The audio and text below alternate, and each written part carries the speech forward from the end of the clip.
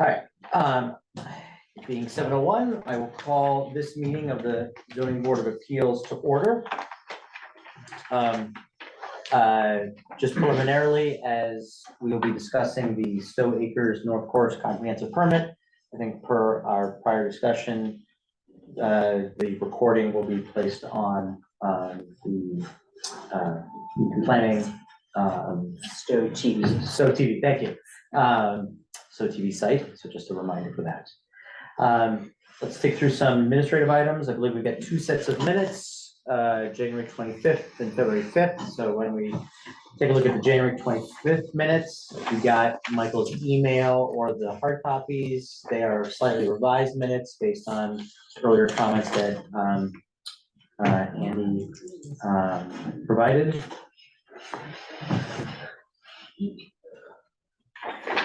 So any edits on page 1? I just have one. This is on the 25th. Yes. January. I just have one comment I brought up to Michael. I think we should list after the opening of the public hearing, we should list the associate members that were present. Even though they're present at the meeting, we should list them as being present. In case in the future, this is going to be 5 months down the line, one of us may not be here for various reasons, and we have to have an associate that's been to all the meetings. So this would kind of clarify that so-and-so was in for all the meetings and can vote. So you're saying not just at the top? No, not just top, Yes, yes. in the public area. Any concerns with that? Okay.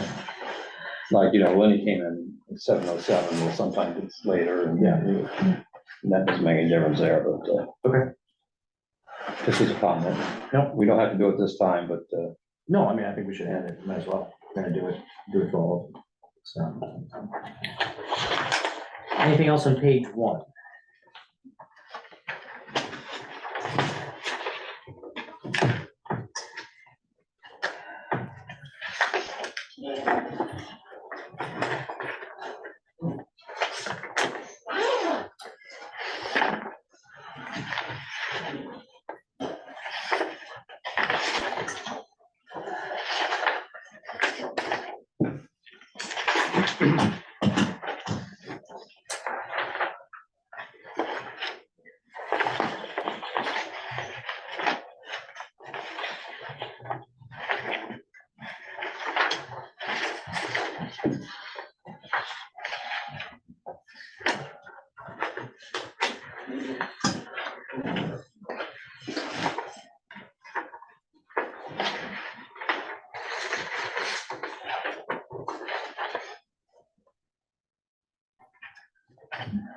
On page 2.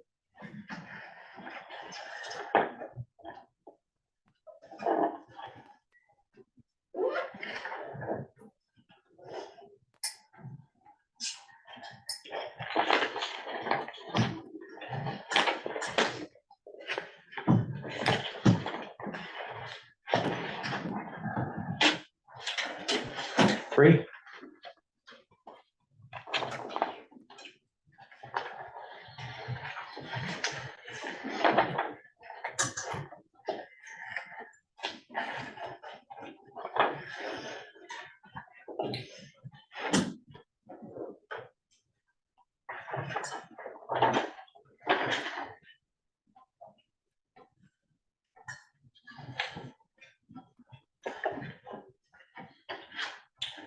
Four.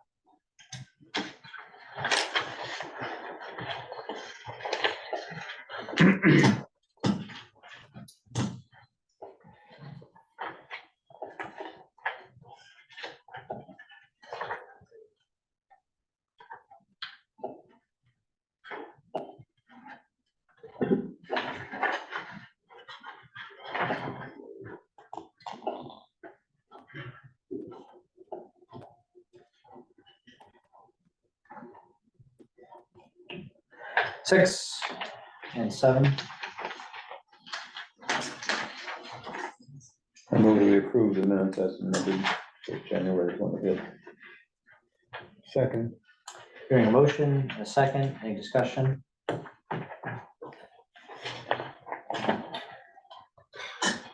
Hearing none, all All in favor? All right, All right. Motion passes. Hey, Lenny.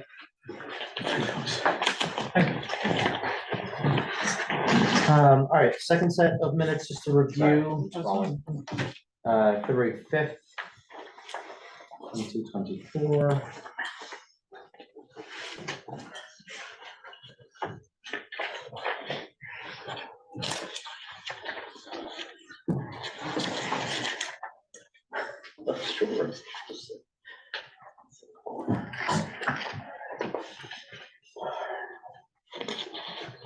On page 2, there's a typo.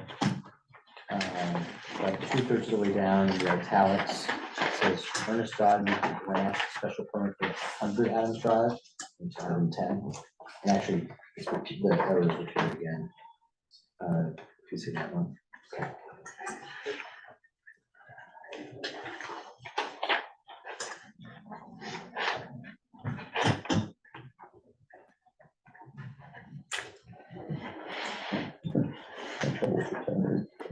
What'd you say? for 110. No, 110 is correct. 110 is correct? Yeah. Yeah, it's the 100 that was wrong. Okay.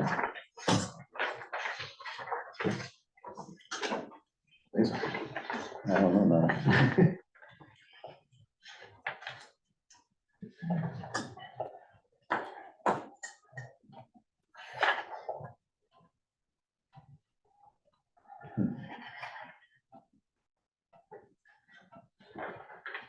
It's 110.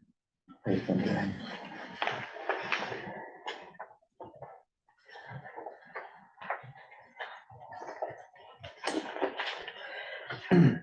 On page, I'm sorry, anything on pages 1 through 3?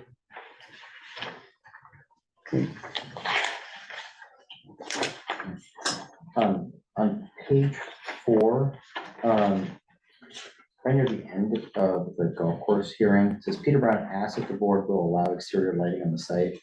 I think technically, not to be picky, but I think it should be Peter Brown asked if the board was inclined at this point, you know, or if the board would give some indication on whether it would be. I don't think he's looking for a firm decision. I think he's looking for like, you know, what direction are we going? So maybe we could just tweak that.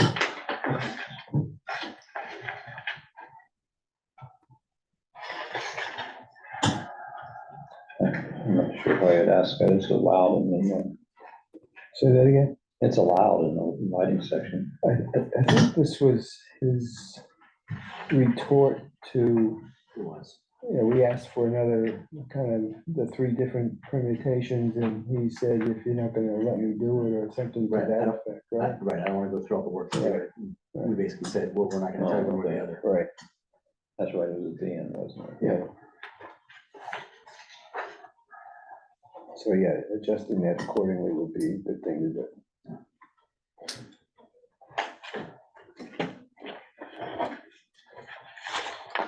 All right, so Mike, you're gonna have to keep me honest here. On page 5, it says Ezra Glenn presented the statutory minima. Is minima really a word? Yeah. Really? It's I the said the same plural of thing. minimum? Yeah. All right, there you go. I learned my one fact of the day.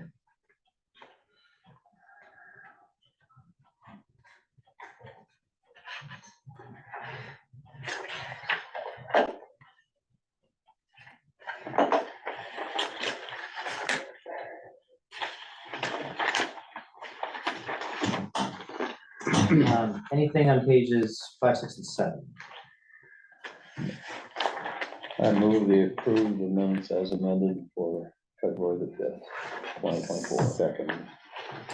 We have a second, sorry, we have a motion, we have a second, any discussion? Hearing none, all in favor of accepting the minutes as amended? Aye. Motion passes, the minutes of February 5th are accepted. We've got, Now we can't tell if she's asleep. oh, I heard her.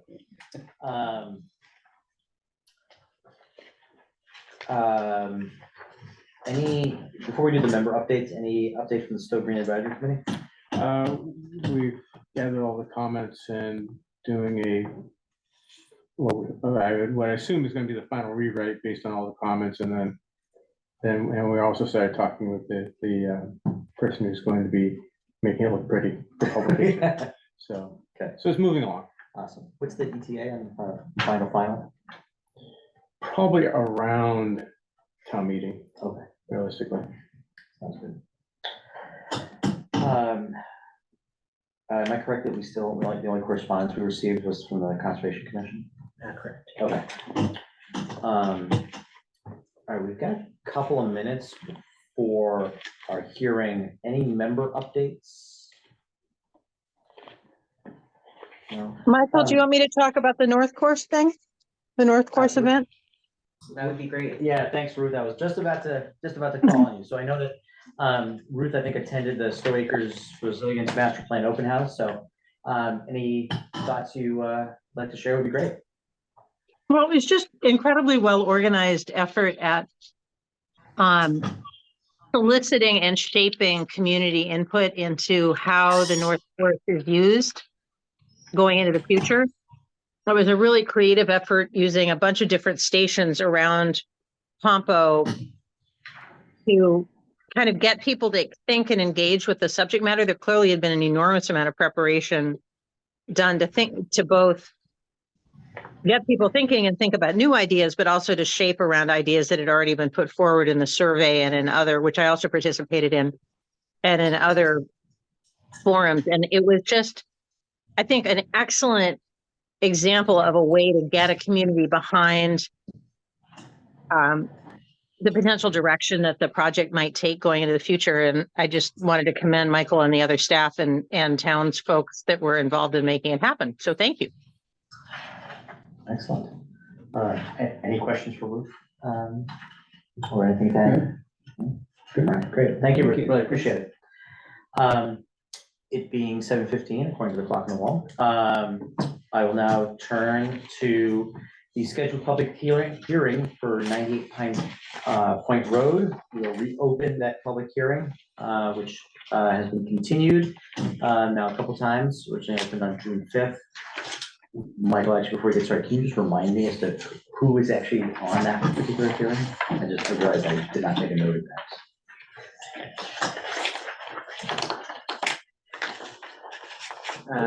Ernie, Andy, you, and Mike. Okay, great. We have received a request, excuse me, in writing from the applicant to further continue the hearing until July 8th. As a reminder to the board, a number of items were requested from the applicant, I think since the beginning of the hearing was opened, and we haven't received those. So they're asking for an extension to July 8th, presumably to provide us that information. I will open the floor for thoughts and comments with respect to that request. I'm not convinced why we shouldn't disclose it. Whenever he gets his act together, he knows what's required. And we submit and start over. But you've expressed opinion it'd be best to keep him on going. Because Go ahead. My suggestion would be to keep it open just because he is out of compliance with the Conservation Commission already. And the special permit that this board would issue could and typically does have conditions that say you must be in compliance with all other boards and commissions prior to commencement of construction. So this is one tool that we could use to bring this property into compliance. There has been historically uncontracted or unpermitted work done on the site. So there is that fear that that could happen again in the future. there probably is a statute of limitations though from when an issue was issued in the time that he has to complete it, and if he hasn't completed, then he's grandfathered. For the special permit, it's open until it's closed. I thought a special permit's just, well, it's for 8 years. Well, That's after it's granted. Yeah. It's still, the hearing's still open. Well, I know our hearing is still open, but his non-compliance, like the septic system was never really documented, I guess, or I can't remember now exactly the details of. He has 3 docks on his property that are unpermitted, and one was extended between But 20, that's between him and the Conservation Commission. correct? But we have conditions in our permits that say you must be in compliance with all other boards and commissions. So if I'm reading between the lines, the reason potentially to keep it open is that if he's able to actually get us the information we want, Mhm.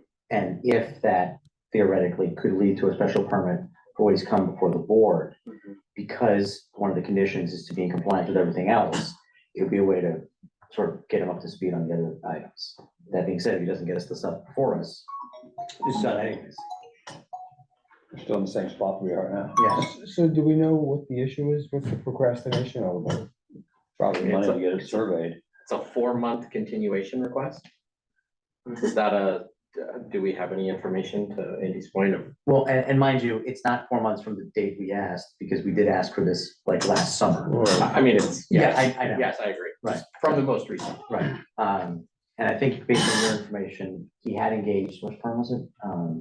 Dillison Dillison Roy, which is they're a known commodity, Yeah. so it's not like, my guess is that if Dillison Roy had been asked to do the work, they would have done it.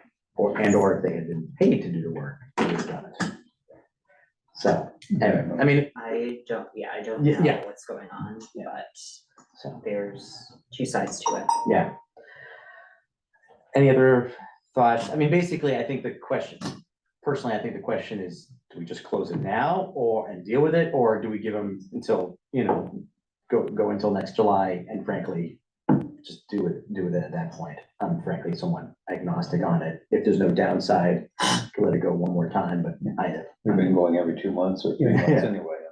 Yeah, to me, I would say close it, because it's almost gonna be like a brand new hearing when they come back with all the material that they have, and who knows who's gonna be around when that day happens. Might be necessary. I just saw this extra sheet of paper that looks like, Yeah, that was Michael's sort of draft letter, to the extent that, we were gonna give him one more shot. It's basically this is what's gonna happen. this is your final, Yeah, it's your final written warning. Yeah. I guess my thought is, I mean, I'm sort of 6 of one, half dozen the other. Yeah, I'm, at this point, I don't have much faith we're gonna get anything by July 1st. But if we do, then we can deal with the various issues at that point. There's no harm in waiting, to July 1st. I mean, I don't know that that's causing any issues, and, Well, I guess that's the only question I was curious, like, is there a downside, like, yeah. just keeping it open. by keeping it open? So I think there is a participation level, so people on the board may or may not be available the day that we wanna have that hearing, to wait that long. Or they may just decide to do something else, so they're not on the board anymore, in which case you got a different set of circumstances to deal with. You're not going. I was not intimating that at all, I'm just, things change, right? I mean, the hearing's been open for however many months, but we've received very little Right. actual substantive information about the He doesn't. proposed plans. I know. I mean, the other thing too is that technically, just because he's asking for 4 months doesn't mean we have to give him 4 months. We could give him 1 month, right? I mean, we could just say, fine, let's just schedule, we'll put him on the calendar for April, right? April. And then, if you really cared, you get it in front of us. It certainly wouldn't hurt to have him show up and tell us exactly what he's doing to meet our requirements. Yeah, I'd like to know why he needs that amount of time as opposed to something, more limited. I mean, I can see, the advantage of keeping some leverage, keeping it open, but at the same time, putting the onus on him to explain why he's Right. asking for all this time. He already has a little bump out in the roof anyway. I don't know about down below. There's no foundation involved, most likely. I don't, maybe there is a small one. He's very close to the property line, if not over, because his other structure is over the property line on the other side. if you go by the place, he's got it all parked up with boats and his 3 docks and everything else. He needs to come to, it's just, there's so many open items, and none of them have been addressed as far as we're concerned. He may be just addressing the bump out. I think we should send him a letter saying why we're turning it down. Yeah. And when you come back, please have all this information available for us, otherwise we. I do agree with Ernie on the letter. Whatever we decide to do, I like the idea of Right. Yeah. a letter with our position on it. Yeah, I agree. Yeah. We've never had something like this. What'd you say? I don't think we've had something Not like like this. this. Well, why don't we do this, because, I think.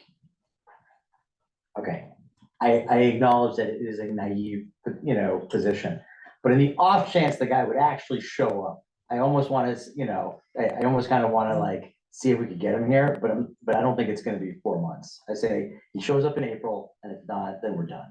Well, and I think that would be putting it on him a little bit, which might be a better way to end things, so Yeah. to say. Than, it's kind of like, a letter that's very to the point, and at the same time, a shorter thing. Yeah. But it's asking something of him. And if he shows up and like I say, if he has a valid reason for wanting to continue it to Oh, yeah. July, then, okay, that's fine, but the onus should be on him to show up. I And hope not he just hasn't say, had "I a want to survey continue yet, it." because the mistakes may be there and be gone by the time we get to see them. I know. So, anyway, I mean, just out of curiosity, with respect to the letter, any comments, concerns, edits? I know it was just recently circulated, so give people a second to take a look. Just say also we want a site walk, Oh, what? and the 5 periods so we can have a site walk after the surveyor's finished. Yeah. But we need to see who's back there. So some things have changed since he first submitted it. We did go back to him and tell him he didn't need a variance. So that was Right. something Right. positive. Yeah. Yeah. So But at the time, we were in. Right, we're doing the confusion, double, so, right. yeah. Um, So I think we should, continue it with, I think you need the letter too, Yeah. and All right. I like the idea of us having some kind of record too back to Continue until before we April, close it. right? Yeah, I think it's, With the letter, and that in April, yeah. based on what happens in April, we know what the next step is. On April 8th, we've got a 7:15 already. Just out of curiosity, how is that, is that gonna be complicated or? It is a shed, All right, sorry. so 7:30. Just to move things along. I mean, we've got another Stow Acres after that anyway, so I don't, April 8th at 7:30. yeah. And then a comment for item number 3 would be a sidewalk. yeah, just add someplace near the sidewalk. So we need to schedule a sidewalk. Or when it's available for a sidewalk, we can always go down individually to look at it, because it's not that complicated. It'll be obvious.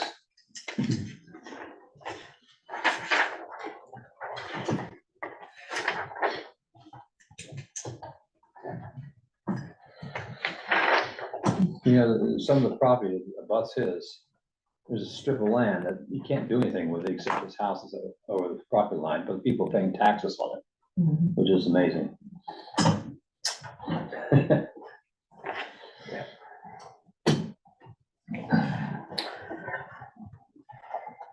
I think with that, I'll take a motion. Oh, hold on. Do you want? So I just changed it to say April 8th at 7:30. Okay. Submit by April 1st, 2024 at 4:30. And then asking for his availability to schedule us to conduct a site walk. As item number 3 on this, Right, which was in the June 5th letter, I just didn't include it. that's right, yeah. It wasn't physical information. So I'll make a motion that we continue the hearing until April the 8th at 7:30, and that we also issue a memorandum to the applicant as stated. Second. We have a motion, we have a second, any discussion?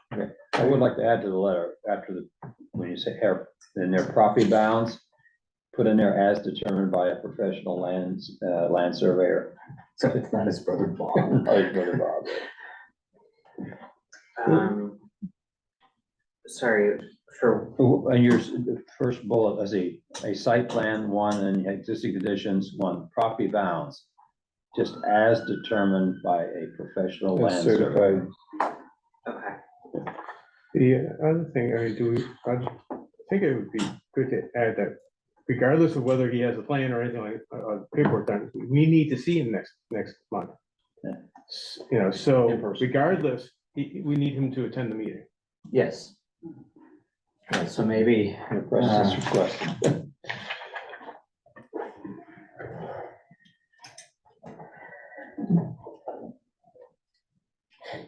so maybe at the, I'm sorry. The paragraph that says the board requests that the information be submitted by April 1st. Maybe at the end of that paragraph, you also had a sentence saying, furthermore, the board requests your physical presence at the meeting on April 8th.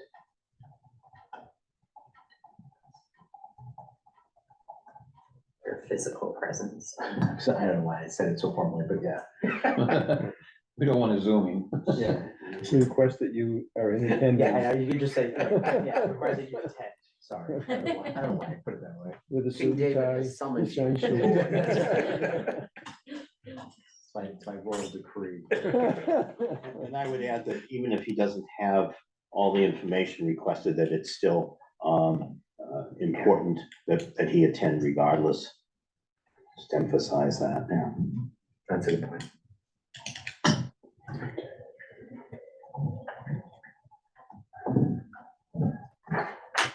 He does have some money invested in this already, so hate for him to lose it, but, Yeah.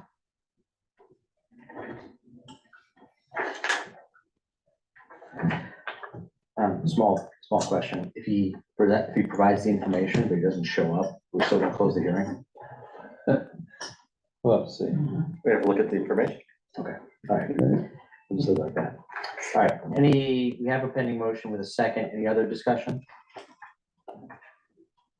Are you good? Okay, all in favor of the motion? Aye.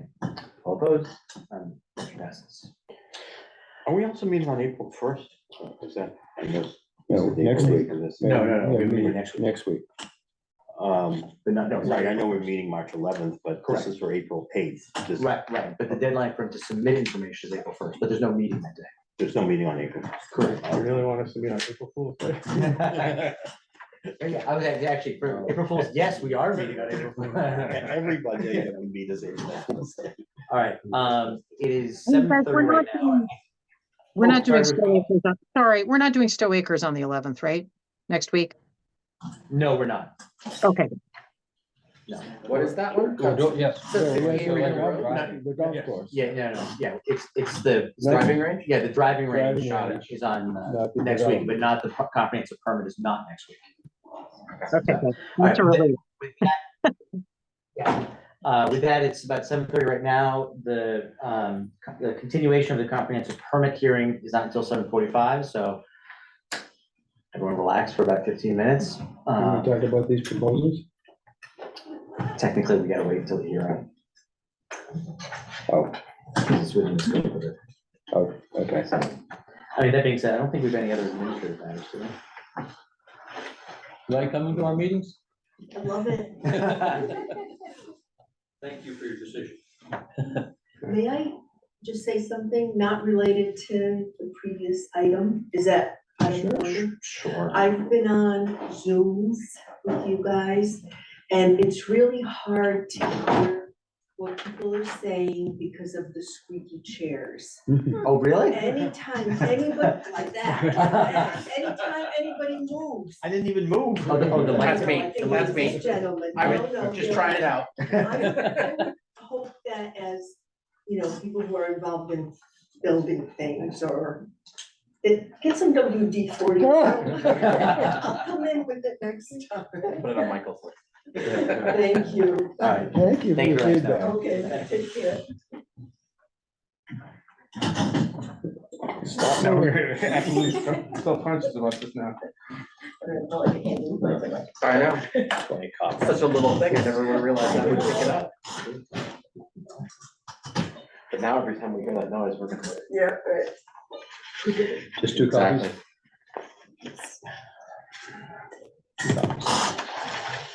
That.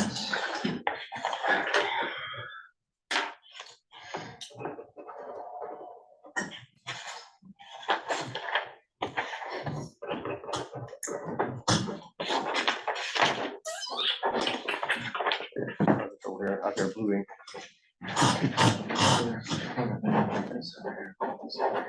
They make it authentic, right?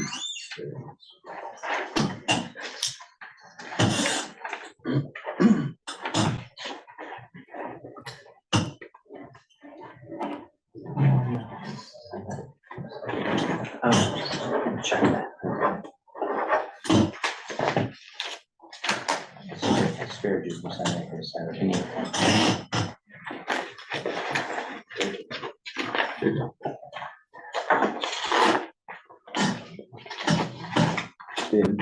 Oh, thank you so much.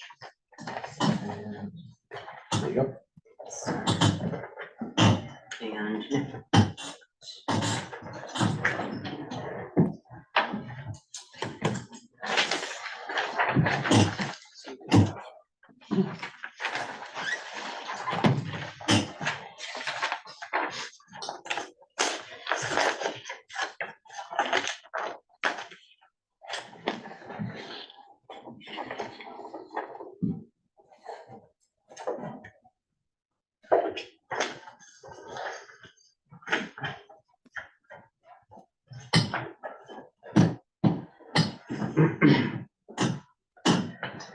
I forget to remind people, nudge me.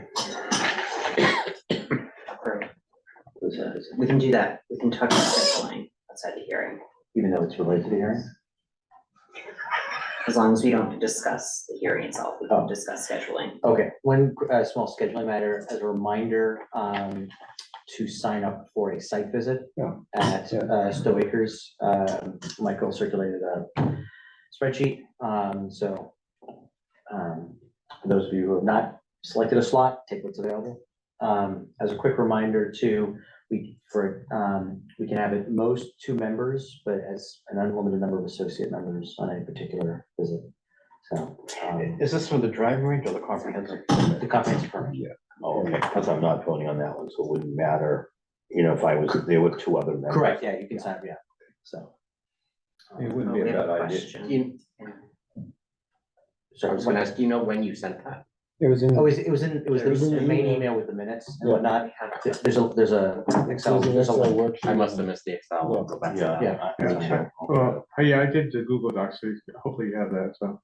But, Could you say that Bad again, idea to Michael? have I'm sorry, I didn't. Sidewalk at the golf course too. It's That's in the the, topic for the general memorandum that he sends out with We have these a 3 or question 4 for other Kathy. artifacts. Oh, okay. Yeah, so it's in that Oh, email. all right, Yeah.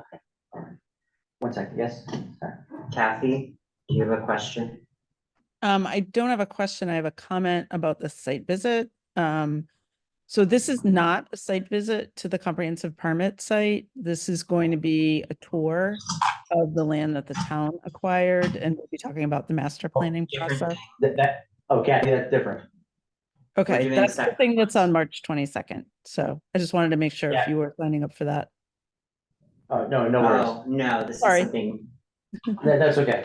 Though that does remind me that, yes. as we- Ignore that then. yes. So that one on the 22nd, is that open to the public? Oh, yeah, It is. yeah, oh, yeah. So, yeah, as a quick reminder of other events around town for dates. So on March 22nd, there's a Conservation Department sponsored walk at the Stow Acres North Course. March 27th, a housing production plan public forum. Is that at Pampa or here? I believe it's here. Okay. And then just a reminder, the annual town meeting on May 11th, and then the town election on May 18th. Please vote. Out of curiosity, Dave, you said a housing production plan public forum. Mhm. Is that mainly to be centered around Stow Acres, or is that No, much more comprehensive? I'll defer to Michael, but I believe it's a housing production plan as it applies to the town in general. Okay. So I think it's a continuation of. Yeah, so the housing production plan is a tool that is used to guide the development of affordable housing in towns. Stow's housing production plan was last updated in 2016 and it expired in 2021. So we're now working on updating that. And the purpose of the forum is to present some draft strategies on how we can increase our housing affordability or the number of affordable units in Stow, and potentially some locations that we could foster some development in. Cool. Thank you for that. And that grants the town 1 year of safe harbor. So it would make the town, it would give the board the ability to deny a comprehensive permit if it wished. But it doesn't, you can still entertain the application if you want. After August, we should be in pretty good shape until 2030. Would that be a reason to ever put off updating that No. plan? Does that expire or anything, or every year you can re-update it? You would do it every 5 years. Doing it every year is, A lot of that's a work. lot. Michael's like, please don't do it every year. And then if the current one goes through, how many years does that It kind of gives create you you a safe? 1 year of safe harbor. That's if we also brought it up to the, Oh, you're talking about the 10% mark. yeah, If that's different. Yeah. okay. Yeah. It's 10%, but based on the 2020 census. Right, In 2030, there's another census, okay, so, and we won't be making the 10% at that time. okay, and then the 5 years is shorter than that. I was just seeing if it makes sense, push it back to there.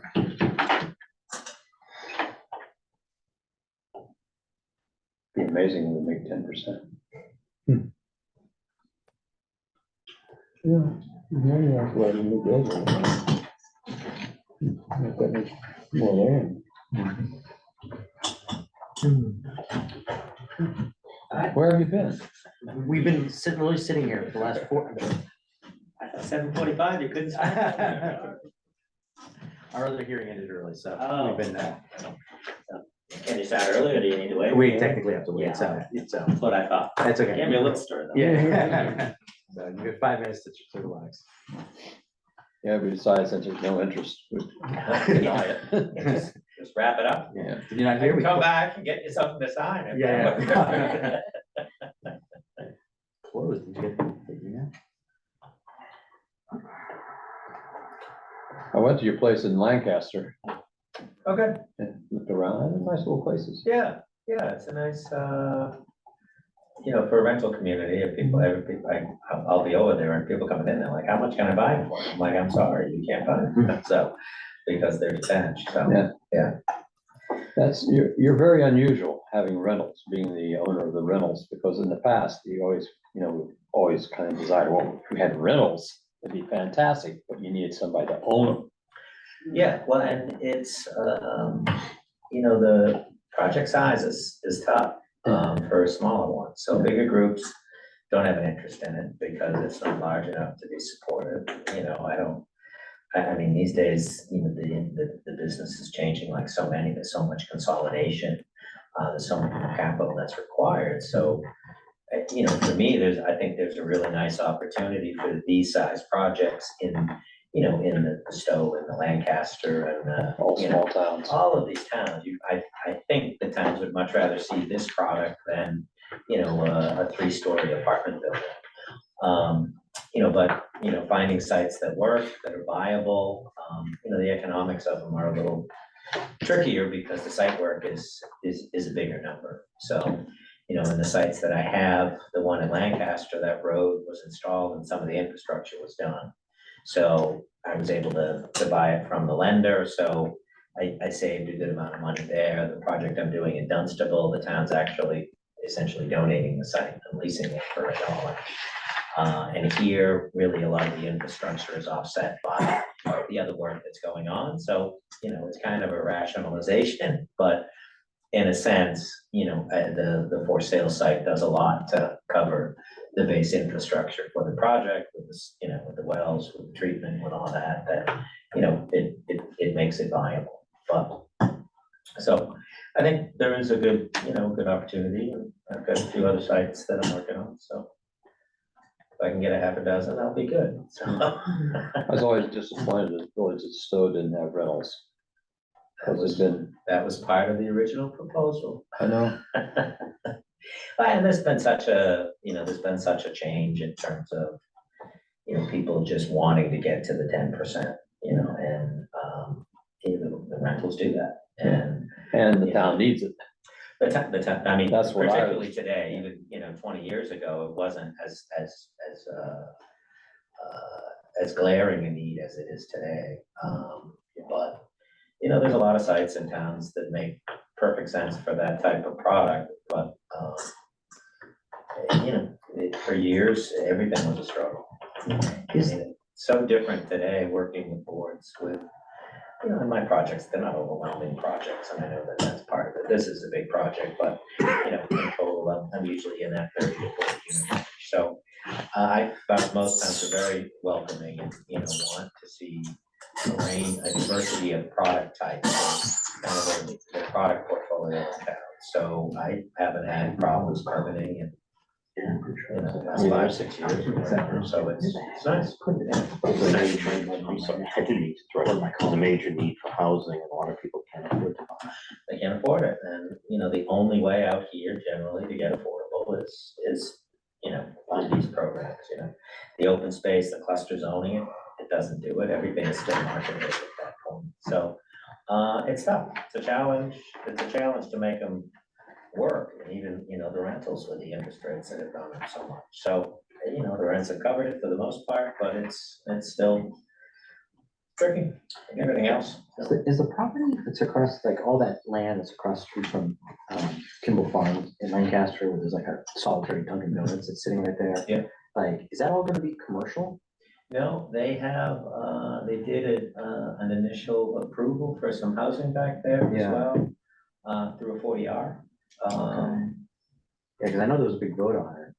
Yeah, there was a vote on that, but part of the vote was, it was the zoning change for commercial work. Gotcha. So what they originally had there, which I think ended up going by the boards, was they had an agreement, I think it was Target, with like a 1.5 million square foot regional distribution center. Oh, wow. Massive building, and because there's a huge gravel. Pit back there. I know, I parked back there, by the Bone Bear, Yeah. I mean, I was assumed there were bodies buried back there, like. There may be. Yeah. So that was one of the original things that they were pushing for the 40R on, but I think that proposal has gone by the boards. They did have 160 units of rentals that are there, but I haven't seen anything happening with it as yet. So there's a few other, larger things in Lancaster we've been totally involved with. A lot of land in both Bolton and Lancaster. Yeah, that's all. All right, so it being 7:45, we will reopen the comprehensive permit hearing at the residences at Stow Acres. As just a brief reminder and a reset for any folks who are attending in person or by Zoom. This is a continuation of the comprehensive permit that was originally filed a few months ago, and where we had an initial public hearing about a month ago. And as a reminder, with the 40B process,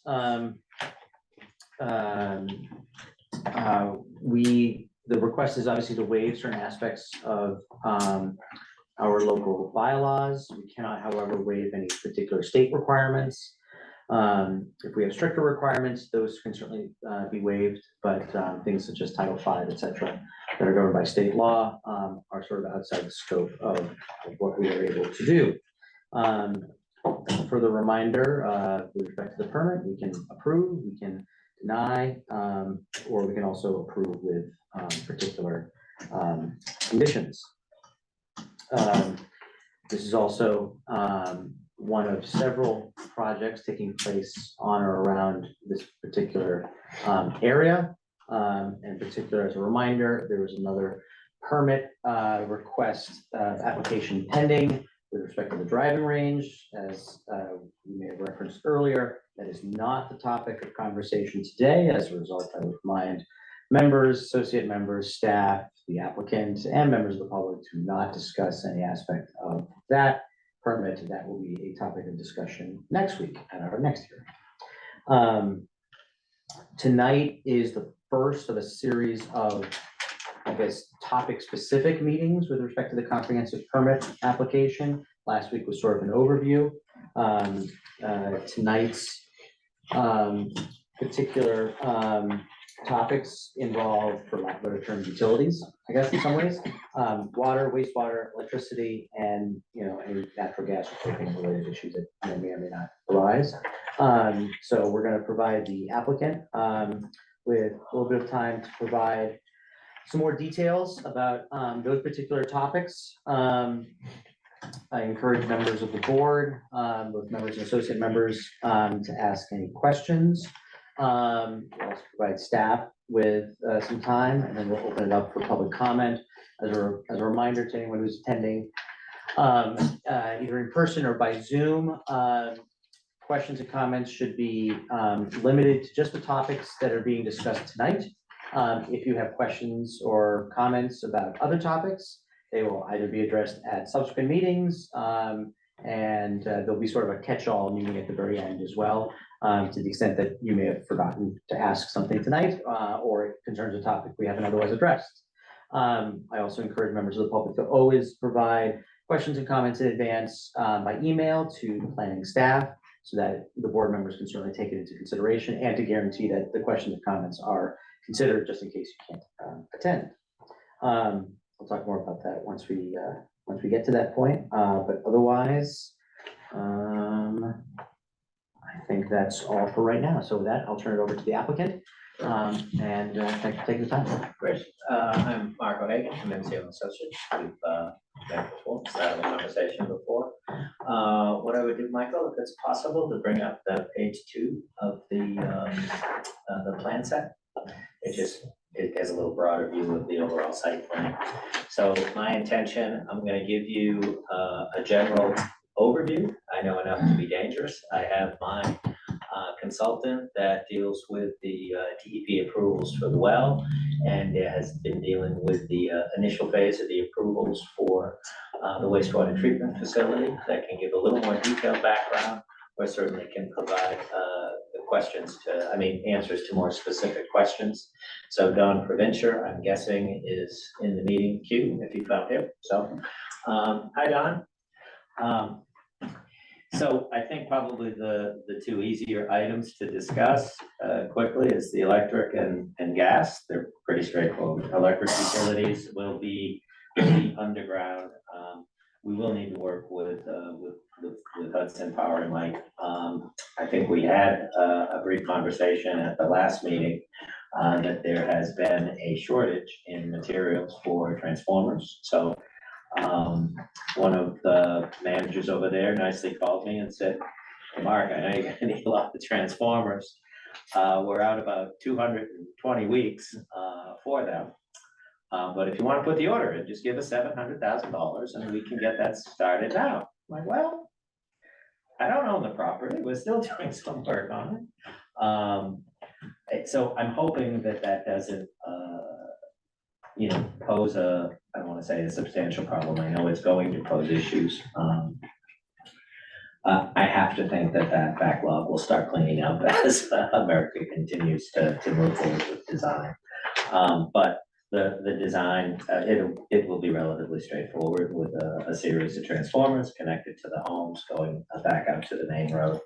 All the utilities will be underground, so cable will be underground, power will be underground. I've made the commitment that the cottages will be all electric homes. I've made the commitment that the multifamilies will be all electric homes.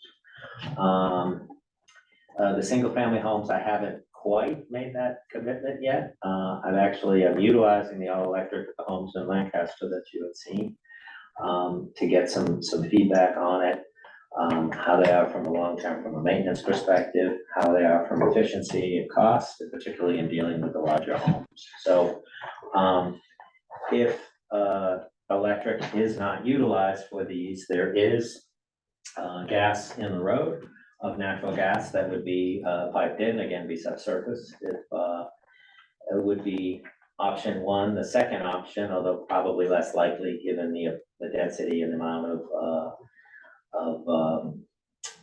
just the things we'll have underground here between drainage and et cetera, would be the opportunity for propane, which I've used in a number of sites.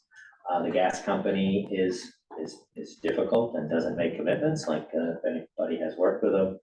At a site in Harvard, we had gas on the street. All of the homes were within this area. Literally, it was about a 200 or 300 foot area that we need to get in, and they wouldn't make a commitment within, the next 9 months that they could run the gas line into it. So we ended up utilizing propane. I've used propane in other locations where gas wasn't available. So to me, it's a very viable alternative that I've utilized. I personally have utilized it in a number of sites. But we would have to have a series of tanks, which I think, given the layout here, it might be problematic in trying to get them to locate them around everything else. We've got subsurface drainage on all the lots and such. So more than likely, if electric wasn't going to be utilized for the homes, I think it would be natural gas, and we just have to work with them from a time frame perspective to do it. So could you speak to the all-electric home and how you're actually gonna accomplish that? What we use is really, the heating and cooling is the biggest component. That's a little bit different from what people are using. Mhm. And we use the heat pump systems.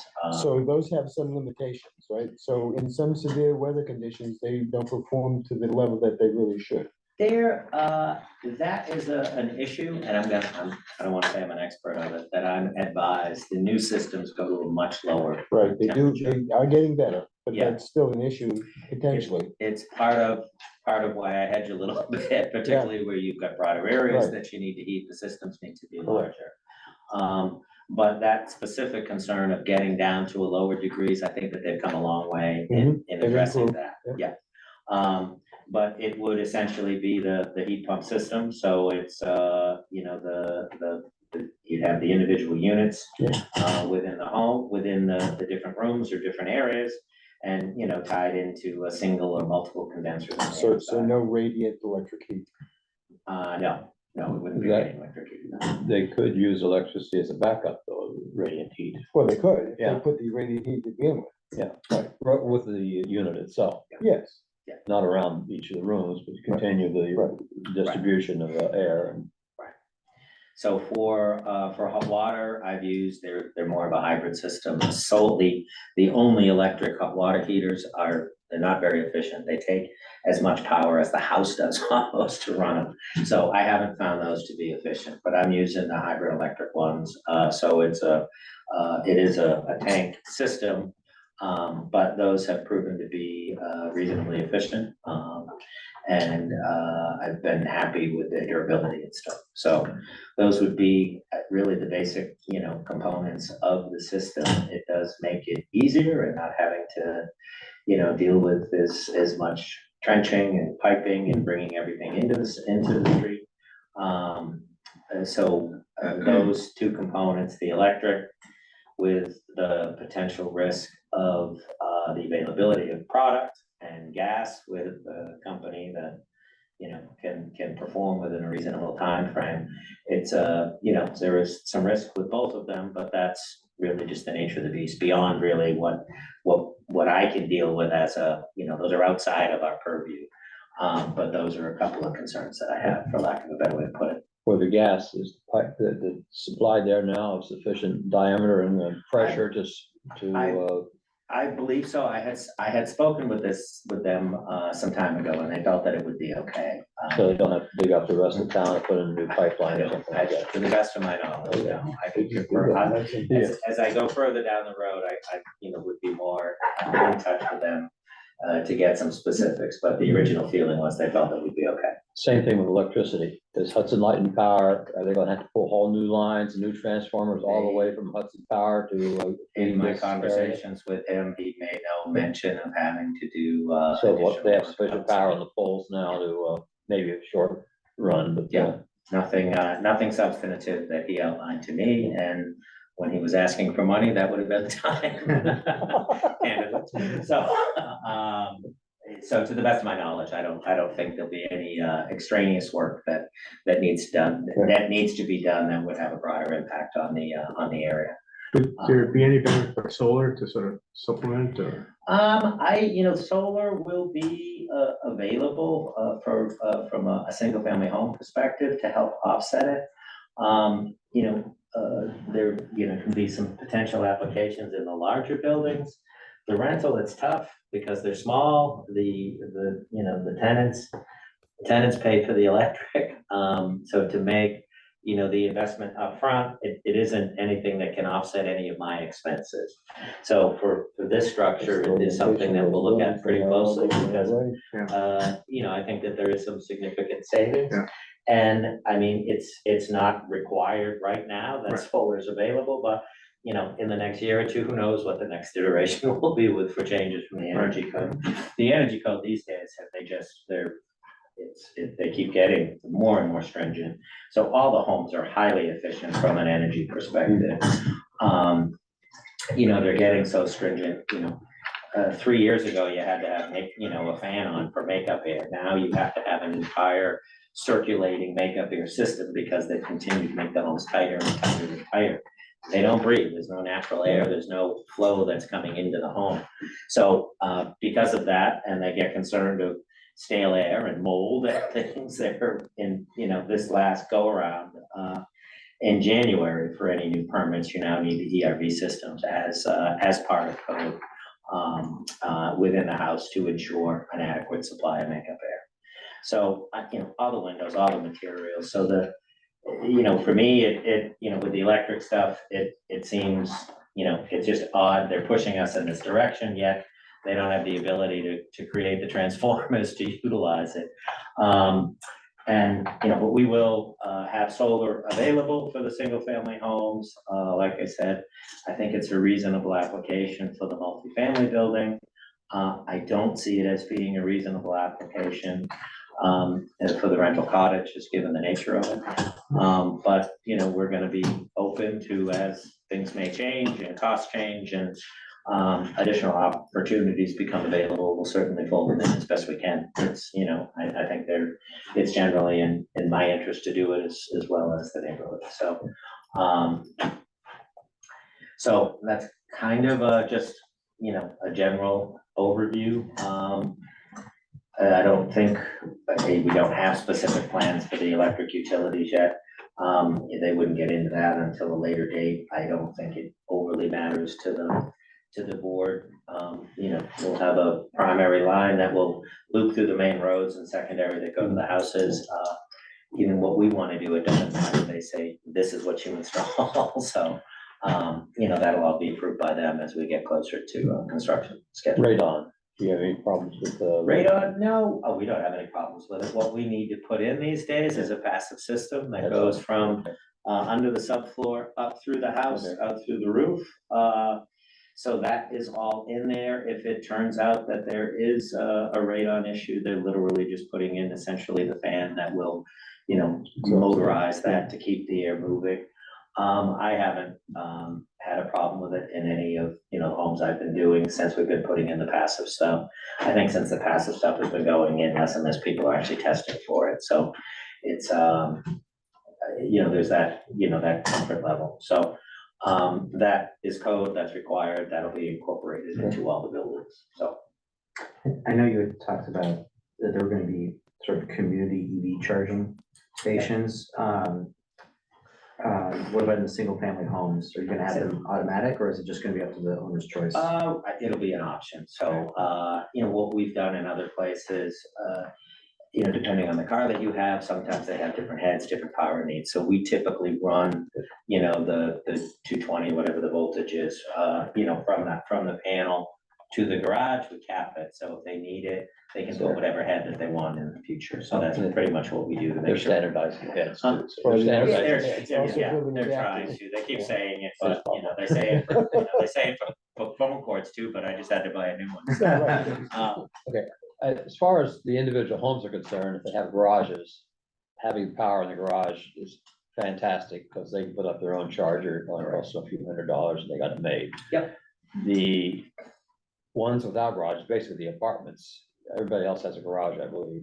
Yes, But yeah, all the homes have a 2-car garage. the apartments are what I'm concerned about. See, there's a couple of things we can do, and I've talked about it in, some of the earlier planning meetings, it's not reflected here.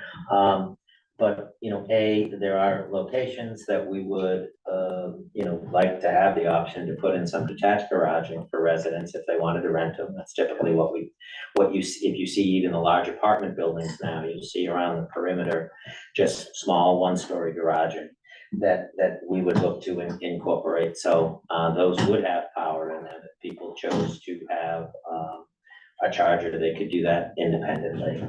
We could do something similar back here in the multifamily one. But otherwise, what we had put on, and I think it's on the other plans, is that we can have we were gonna have a public one by the clubhouse, a public one by the multifamily. And we actually had a public one back here by the, where you would pull off by it.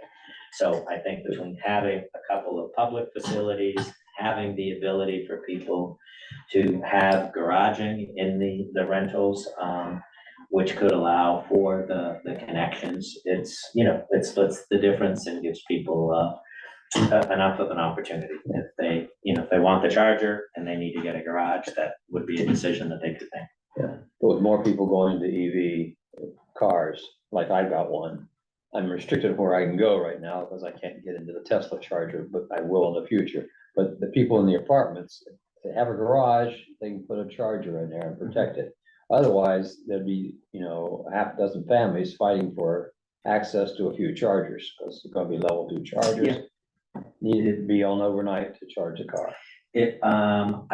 I don't want to say I'm gonna have a charger for everybody. Please think it through and come Yeah. up with something. Yeah. So we can have, we can look to have an initial setting, and if people want to do more, we can show where it could be expanded. So, they don't really take all that much space in this building, so we could start off with 1 or 2, and, if 8 people wanted them, we could certainly add more to it. Similar in some of the parking areas. So I think if we make accommodations for the power to be there, that we provide for the infrastructure to be in those locations, You need the capacity. it can expand and flow with people as the demand is there. Like if I rent an apartment there, I want to have a garage so I can put Lots of people would. charge my car in. Correct, right. So, but I can't put them everywhere, so that's part of and it's funny, on some of these, I know on one of your notes, you had, a question We about need- slabs. And so, most of these will be on slabs. Some of them may have basements just because of grading in terms of the locations. And at the site in Lancaster, we have some that are on slabs, we have some that have couple of them that just have a regular full basement, some that have a walkout basement, again, just because of the grading on the site dictated it.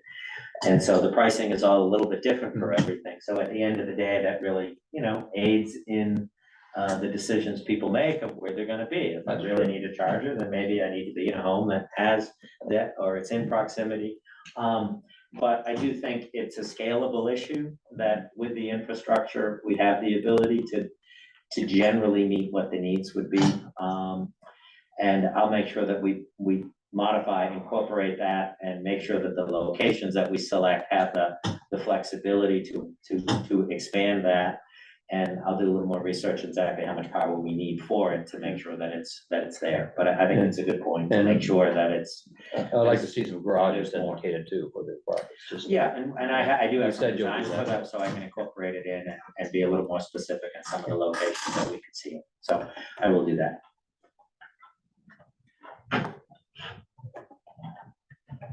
Any other questions on those, or can I go to water and septic, water and wastewater? Sure. So again, I know Dawn is on the phone. I'll do just a brief overview of how things are structured and where we are on it, and then Dawn can answer any questions that we have. So the water and sewer needs that we have based on Title V flows with, with some extra to be safe. We're permitting for 60,000 gallons a day. So for the wells, we've got 3 wells that are located back here off of Wheeler Pond. I hear it sometimes called Elizabeth Brook or Wheeler Pond. I think the pond is here and the brook is a little further over.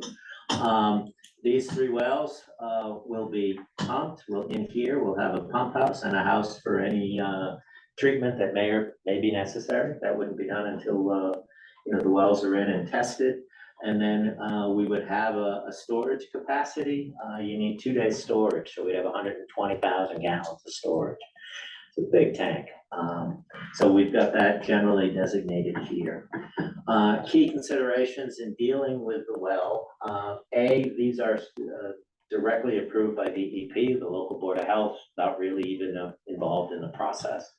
So there's no waivers that we're getting. What we're doing for this community water supply, if the town of Stow wanted to drill a well, it's the same regulations that we have to comply with. So there's How no. tall are those tanks?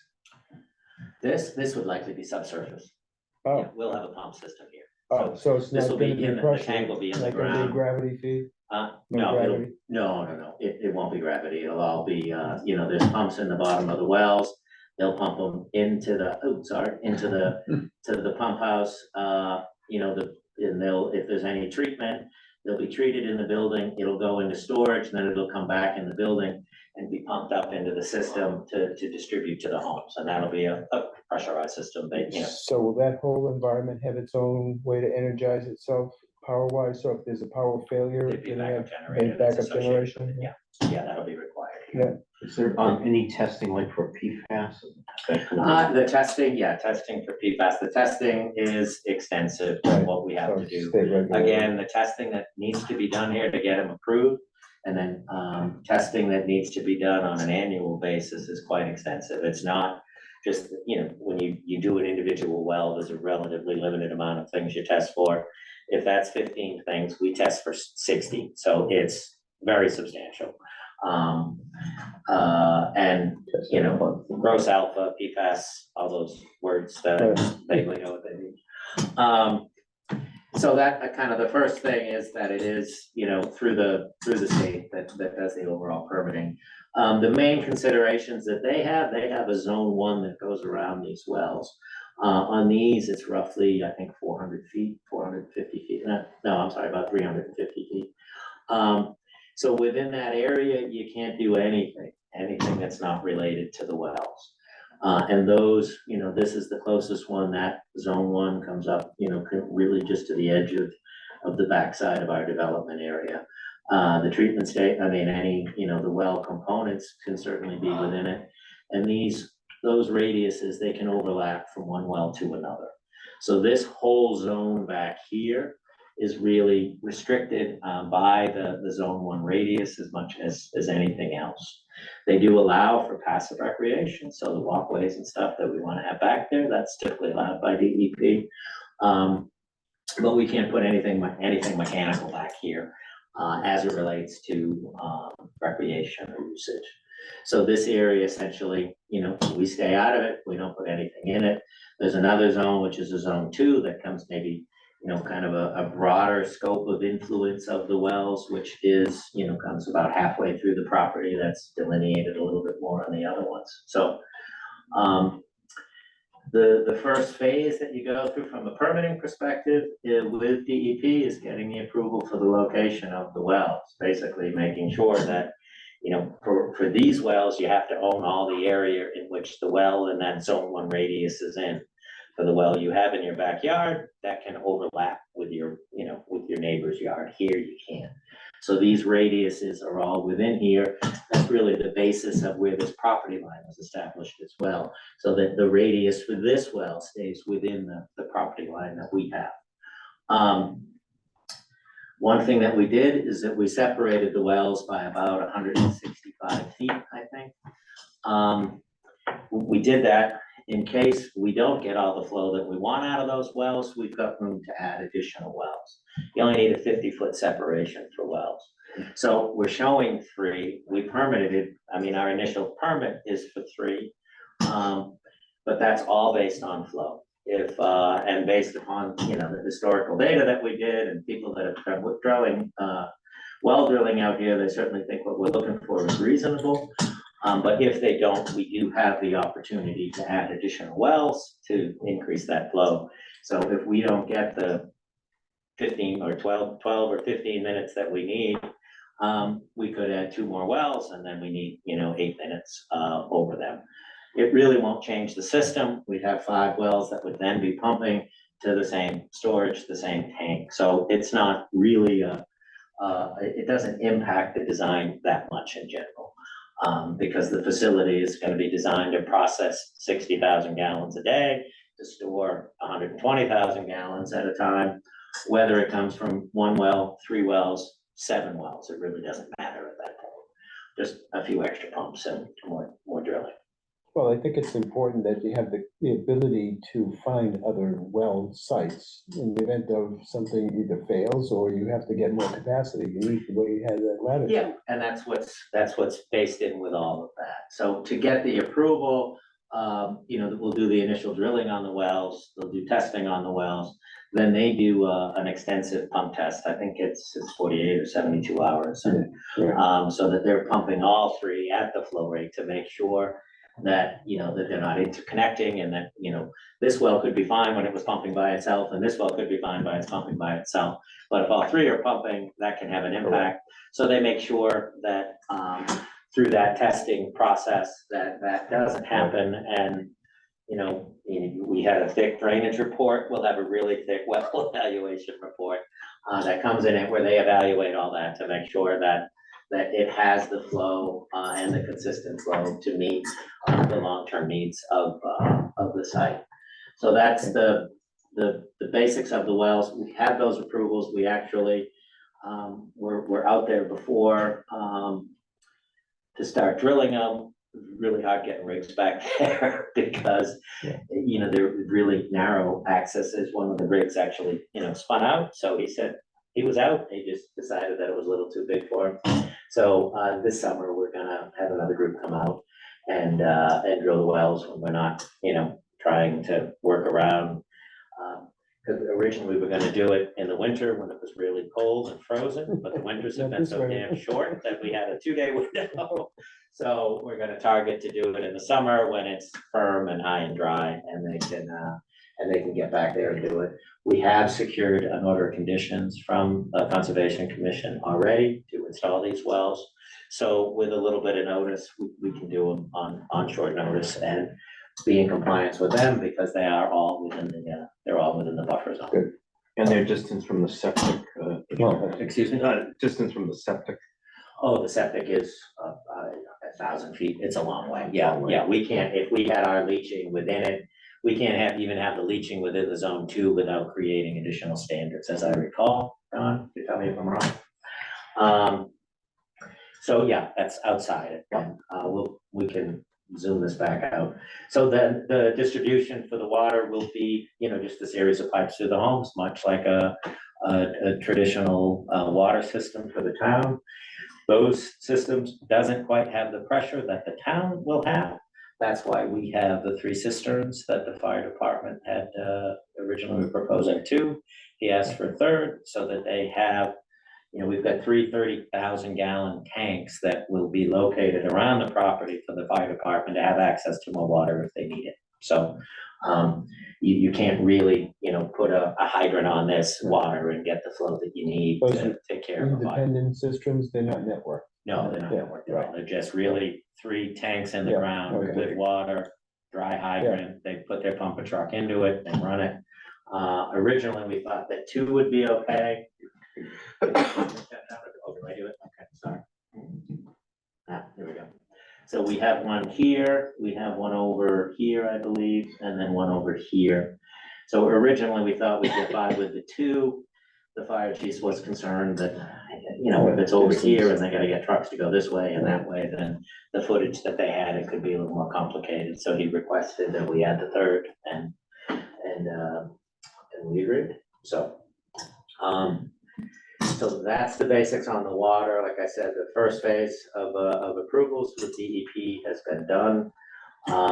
We will drill the wells this summer and then do the final testing, pumping, testing.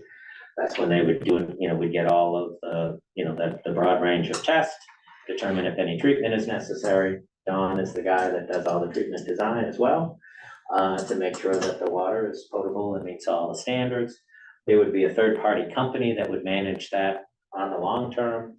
So these are generally tested, you know, monthly, for a pretty broad range of tests. And then I think, you know, and it'll depend on the nature of any contaminants that are in there, you know, whether there's probably gonna be iron, there's probably, you know, the things that we have in all our wells, around here.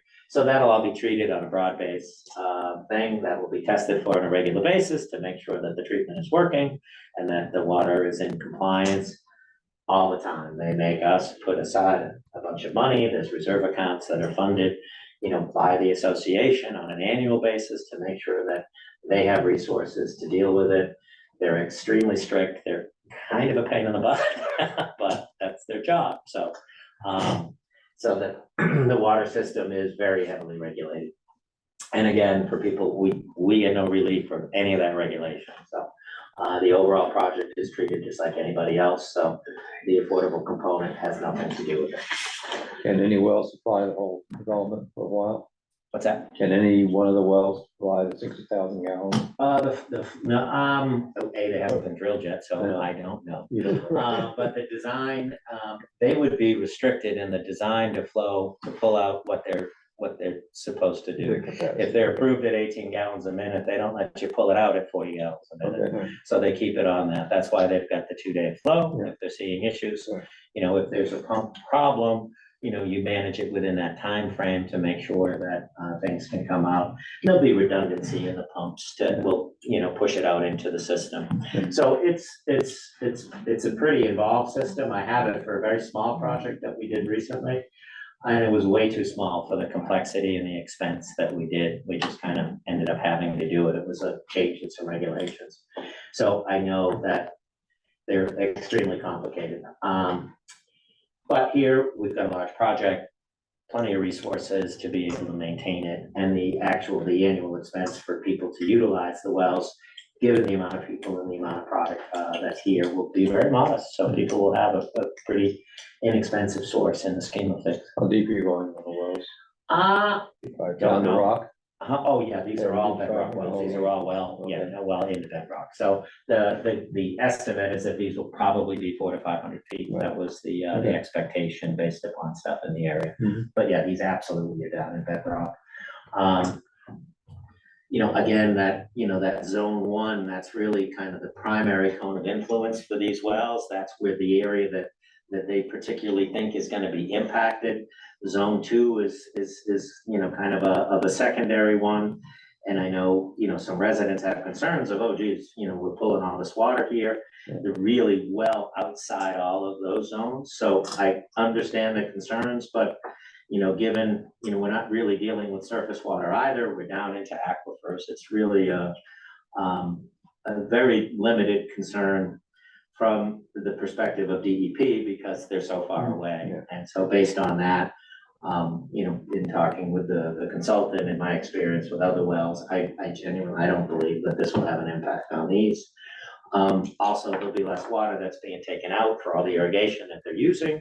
So there's still going to be some irrigation that's utilized, but really, you know, 70 acres of areas that was being watered on a regular basis, which is probably more than the water that we're going to be using for flow, is not going to be extracted from the ground. So I think that offset will happen as well. So you just said irrigation. Is there gonna be irrigation within inside the complex for any, There'll be some, I mean, the common areas will deal with it. and that same source of water?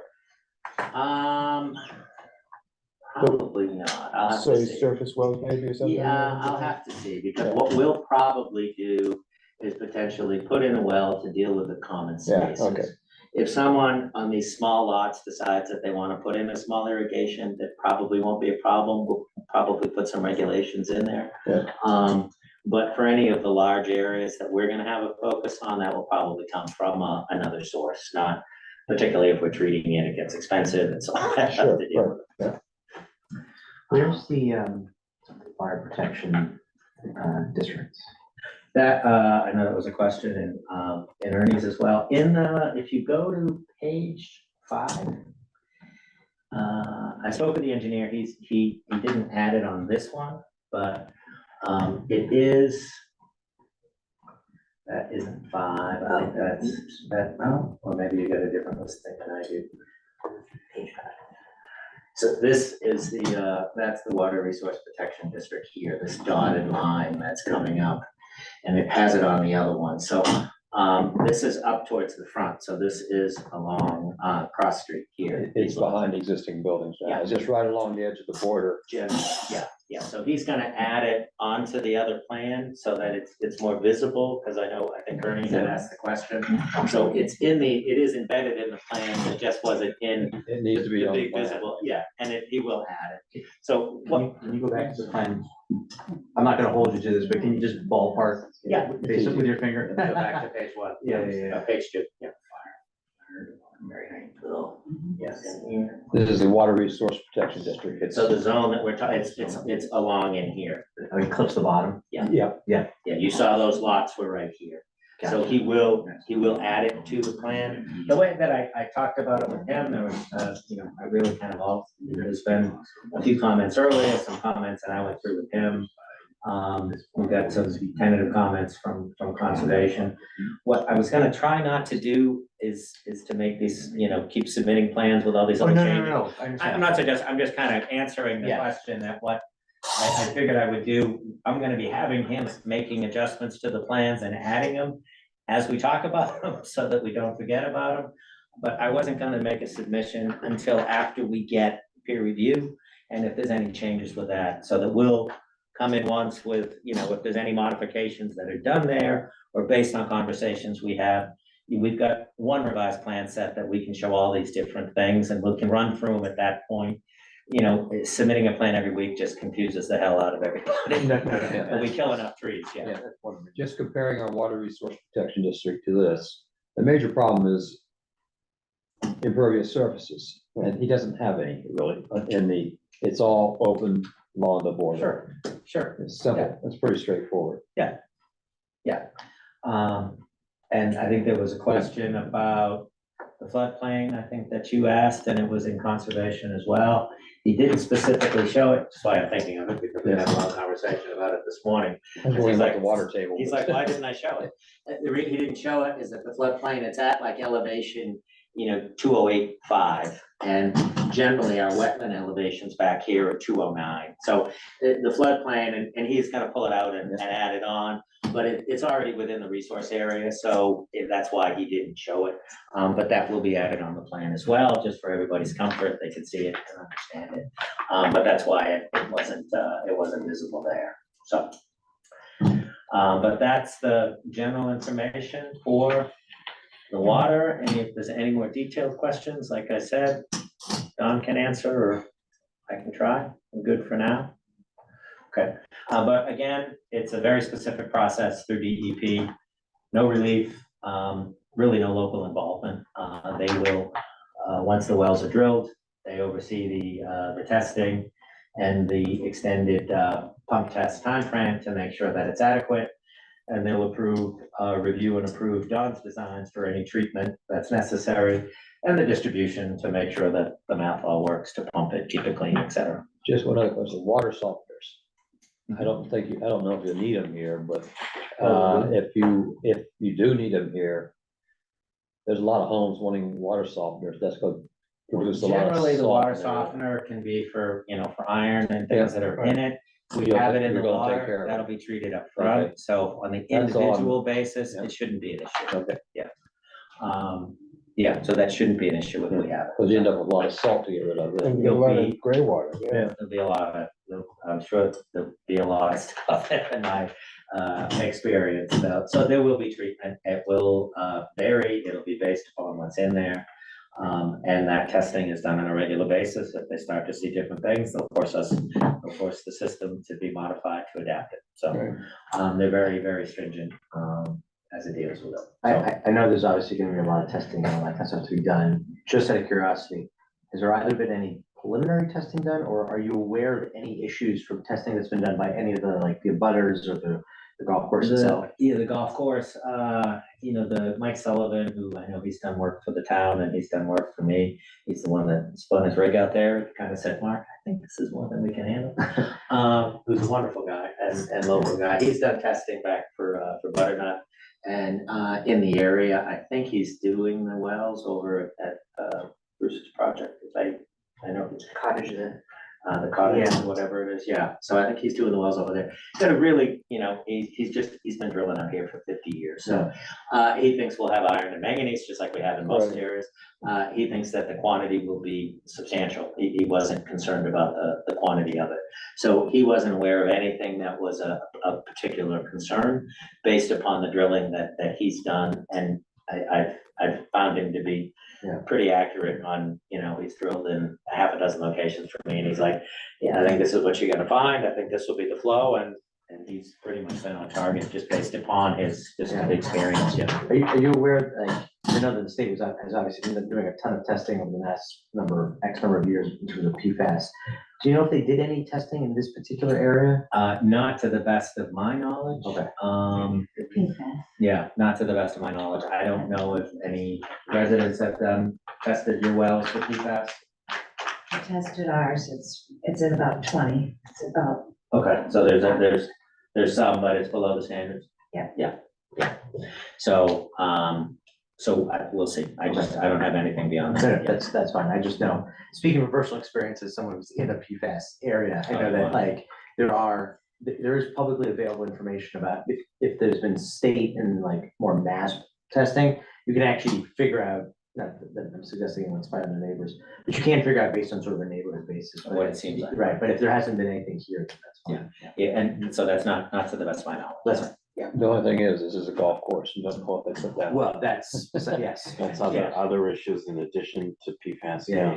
Yeah, the PFAS isn't typically, it's not pesticides related, it's Understood. more of a particular thing. So, I have more concerns about that, of not even pesticides that are problematic, they're legal, but, they were legal 30 years ago that we don't use them anymore. Right. That stuff I've had to deal with in other sites. But all of that, we'll share the data with the board as we get it, and it'll be presented as we go through the DEP process. If we come across something that's problematic, we're gonna advise you of it. But pretty much, by and large, unless there is something extremely problematic with it, it's treated just like any other water would be treated before it's released. So it becomes more of a money function as compared to a can we do it function. Wastewater. So this will have a wastewater treatment facility. So this is a supersized septic system, but whereas the septic system that you have on your yard that basically lets the liquids from the house kind of settle and flow out. Here we collect them all like we have at your house, then we send them to a treatment plant. It gets cleaned up, so essentially the effluent that leaves is really almost, it's a gray water. People say it's clean water, but that is a pretty extensive process that will happen. So we'll be collecting, from the houses into force mains, sewer lines to get here. We won't be able to make everything happen for gravity. We'll probably have a series of tanks that will operate in gravity, and then pump systems that will put it into a force main that will bring it up to here. This is where we'll have a pump station. It will be treated. There are some tanks that are associated with that. Well, there it goes. And then again, there'll be a force main that will bring it back to here. This is the primary treatment center. People look at it and say, holy crap, that looks small for 60,000 gallons of waste. The reality is it's very clean waste. So two things for us here. they're all soil, the soils are very fast, these are sandy soils, they're all 2-minute perks, so that, you know, that reduces your size in a regular system as well. So you take that in, you recognize that what you're putting into it is essentially relatively clean water compared to traditional effluent, so that the capacity that's needed is quite a bit smaller. Do you have a backup system? So when Yeah, that- when here's that the prime, fails- this is the primary and the reserve is up here. Okay, These days, they have you locate for the reserve. Yeah. They don't put as much energy into it because they realize that, you know, it's a hell of a lot more efficient just to clean out this site, since all the infrastructure goes there, the pipes go there. They basically take, you know, it's always kind of two sides now, so that you can have, you know, you can take one half offline, you clean it out, and then you deal with the other half line. So it's located you here. only have to hear with gray water for a while. That's it, wear a mask. So that is located as the secondary, but there's really very little expectation that it would be utilized today. The reason we located it back here is the soils, the groundwater was much deeper. I think we had the conversation before, you know, we had groundwater at about 4 feet up here, about 5 feet here, up through here, we were 10, 11 feet. We would go down 120, 132 inches. Dry, didn't see anything, nothing. Then we put in the monitoring wells last year, and with that super wet spring that we had, we saw water at higher levels. So we actually had to lift up the system even though it was over here. And that, you know, necessitated some changes. So there's still groundwater offsets that we need to comply with. There's a full mounding analysis that we already have done. It's the work that Don had did. So they basically say, you know, with the amount of flow that's going in it, you know, with the absorption, it could build up, and they want to make sure that it has enough capacity with all the, you know, just the hydraulics within the soils and the water. That's why they do all these groundwater mounding studies, and we have the monitoring wells so they can see it over a period of time and make sure that everything is dealt with appropriately. So that did necessitate some grading changes from there that kind of carried on through other aspects of the site. So in some ways, the site gets lifted up a little bit. But all that work has been done, it's all been designed. The next thing that we would be doing is be submitting that to DEP.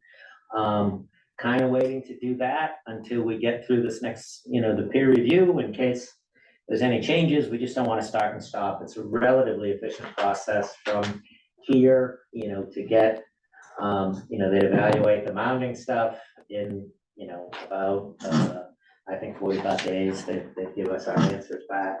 And the treatment design, you know, once that's approved, the flow is done, you know, the treatment design, they're pretty straightforward these days.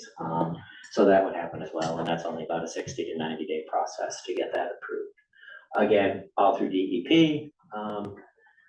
You know, not really high-tech stuff these days. It's pretty, you know, it's pretty well established. You've got a number of them in sight. The Villages at Stow has a treatment center. Some people talked about, you know, the aesthetics of the structure at the Villages at Stow. At the front, there's a white kind of cave-looking clubhouse. There's a red barn. That red barn, that's the treatment center. You know, really, you wouldn't know it if someone didn't tell you. So architecturally, it will be consistent with the balance of the buildings. It's not something that has an odor. It, you know, it's just a really pretty well-established technology these days. That from a management perspective, again, you've got a third-party team. I think they come in and test like every day or every other day to make sure that the water that's being discharged is within standards. There is some solids that get taken away periodically as well. And all that's a shared expense amongst everyone. Again, that's a shared expense, and that's shared across all of the units. So again, you know, on a small site, an expensive thing with a couple hundred units, it's actually, you know, pretty reasonable in terms of dealing with it as a costs and pumping and such. So, So Mark, the material that you need to bring in to get the grade that you need, where's that gonna come from? no idea. Oh. Be honest. I'm painfully honest, that's my Yeah. problem. Okay, So actually, I talked with the engineer today to see if he's gonna do a calc, so I can have I know it was be a question that you guys will have, but, the material, there's a process to go through for materials that are coming in to make sure it's reasonable material, et cetera. Will there be any removed, like any soil removed? Don't believe so, because of some of that mounding, things are being picked up as compared to being cut down. Now, we've got, foundations and other things that we're doing, so that'll generate some material, but we think it will be a net import. And I have them doing that analysis. I'll be able to give you a more specifics, at least a rough specific, based upon the first pass of how much material they think that we'll need. Next meeting, I should have that for you, Okay, so I talked thanks. to them about it today. But hopefully, whatever we need, we can find it close, and it'll be wonderful material. The closer it is, the cheaper it is, so Try not to get it from any Stow person. I'll ask them. We've put had it- problems with that before. Who did, you guys did? Some developer took some stuff from, A bad place. well, he wasn't authorized to do it. Well, there's that. I won't do that. But that'll just be, it's just the nature of the work these days. So if you get too much, you gotta get rid of it. You need some, you bring it in. You hope, if we could find someone that was close, that had too much and we didn't have, and we needed it, then it works out really well. But even if we found a place today that wanted it, they're not gonna sit around and wait a year, and then when we need it, it never works out the way you want it to, and it's always more expensive, but it's just part of the development cost, so. Basically, the trees that are there are gone. There's really not many trees in the area that we're developing. Okay. The vast majority of this is open now. With a couple of really more ornamental trees than anything else. This tree line here along, You had them on your plan. Cross Street, we talked about that. That's all pretty much staying. We're not touching it. You've got a little bit here that we're taking out that was, kind of in there. But in general, it's relatively open now, given its nature as a golf course. These big groves at the front. There's very little that we'll be touching. There's a couple of trees along the edge that we gotta do for grading. Okay. But we consider that a huge asset. Any trees that we could keep, obviously around the perimeter will have vegetation. But in the interior, there really isn't that much. But given the density, given everything that's going on, there's nothing that's going to last within that development site. But we have submitted a landscape plan, so we do have, extensive street plantings that will be coming in, and then obviously plantings for the individual homes, and, we talked with some of the butters of augmenting, what's there to give them a little, beefier buffer, so. Ultimately, excuse me, when it comes to wastewater, water, electricity, even though technically it's gonna be 3 permits, you've got the multifamily, you've got the rentals and single family.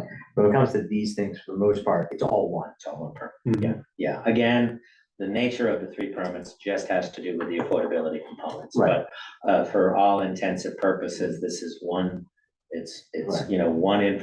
one set of infrastructure to service Right. all of the communities and. And the only distinction really between any of the, what I would call the groups, when it comes to these sorts of matters, is the fact that the single families may not be all electric. That's really the only distinction.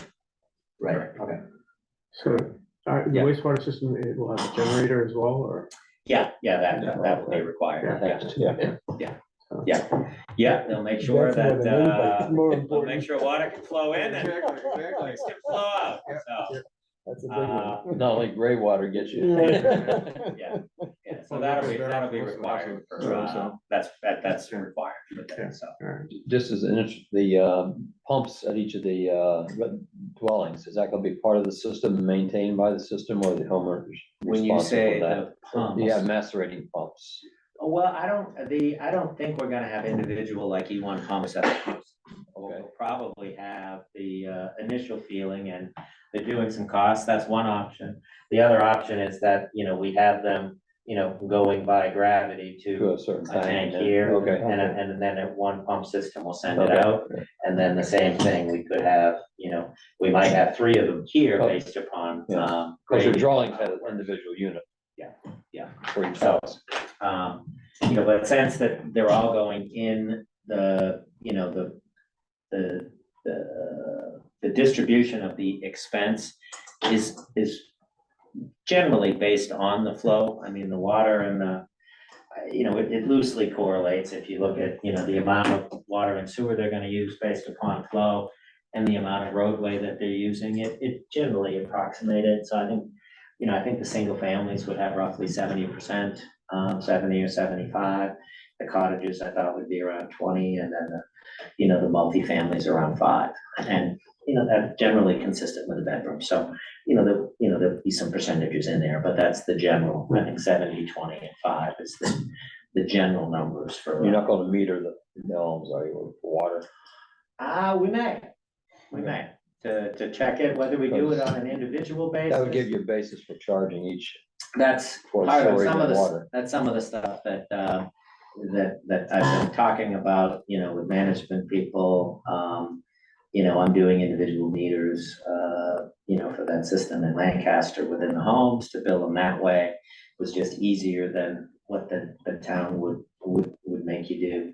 So, I know, where those where that expense would be distributed, it would be done, whether that will happen for all the single family homes, probably makes sense, but I don't want the association to have 189 clients. So you have one client that is the collection of houses, and if they want to mess around with the numbers, the association can decide on that, or have it as a means to roughly monitor. But I think from an organizational perspective, cottages will be one bill, association will be a second bill, multifamily will be a third bill. If the association decides to distribute that out to others, then that can be their decision. But, so that's my general sense, so that whether they will be metered is a definite maybe. Electrical, the multifamily and the cottages will be individually metered. Yeah, everything will be individually Yeah. metered. They'll be individually metered on the, on the multifamily building, the individual units would be metered. Water and sewer probably wouldn't be worth the energy there. They're small units. But everybody would be individually metered, particularly when they're all electric. So, that bill will run up pretty quickly. So we try to keep that controlled. Is the proposed clubhouse, is it gonna have like a full, kitchen facility? There will be a kitchen facility for people that, could use for small things. I have some designs that we'll submit with stuff, but it's a relatively modest size. It's not a Taj Mahal. I just didn't know. A small workout area, a couple of small meeting rooms, and, some open space for, for sitting and comfort. If you have people, obviously bathrooms and showers affiliated with, with the pool and stuff. So it's not gonna be like a place for if you wanted to do like a rental space with a full kitchen or anything like that? No. Okay. No, Right. there will be some facilities available. I don't want it to be big that people want to hold a wedding or anything Yeah, there. yeah. But if the association's getting together and, they want to be able to heat up something or have coffee and stuff, that would be available. So it's more along those lines as incidental to smaller crowds, but not catering to a specific function, if that gives you a sense. Yeah, I just didn't know how much of an electrical or water source it would be. It sounds like it'd be, nominal. It's pretty nominal. They will, I think with the clubhouse, it's based upon capacity, X per person or per square foot. So there is some capacity that would be incorporated, but, it's generally limited to the residents for the most part. So it's not a huge hit, but there is some flow that will be dedicated to that as part of our, our Title V counts, so.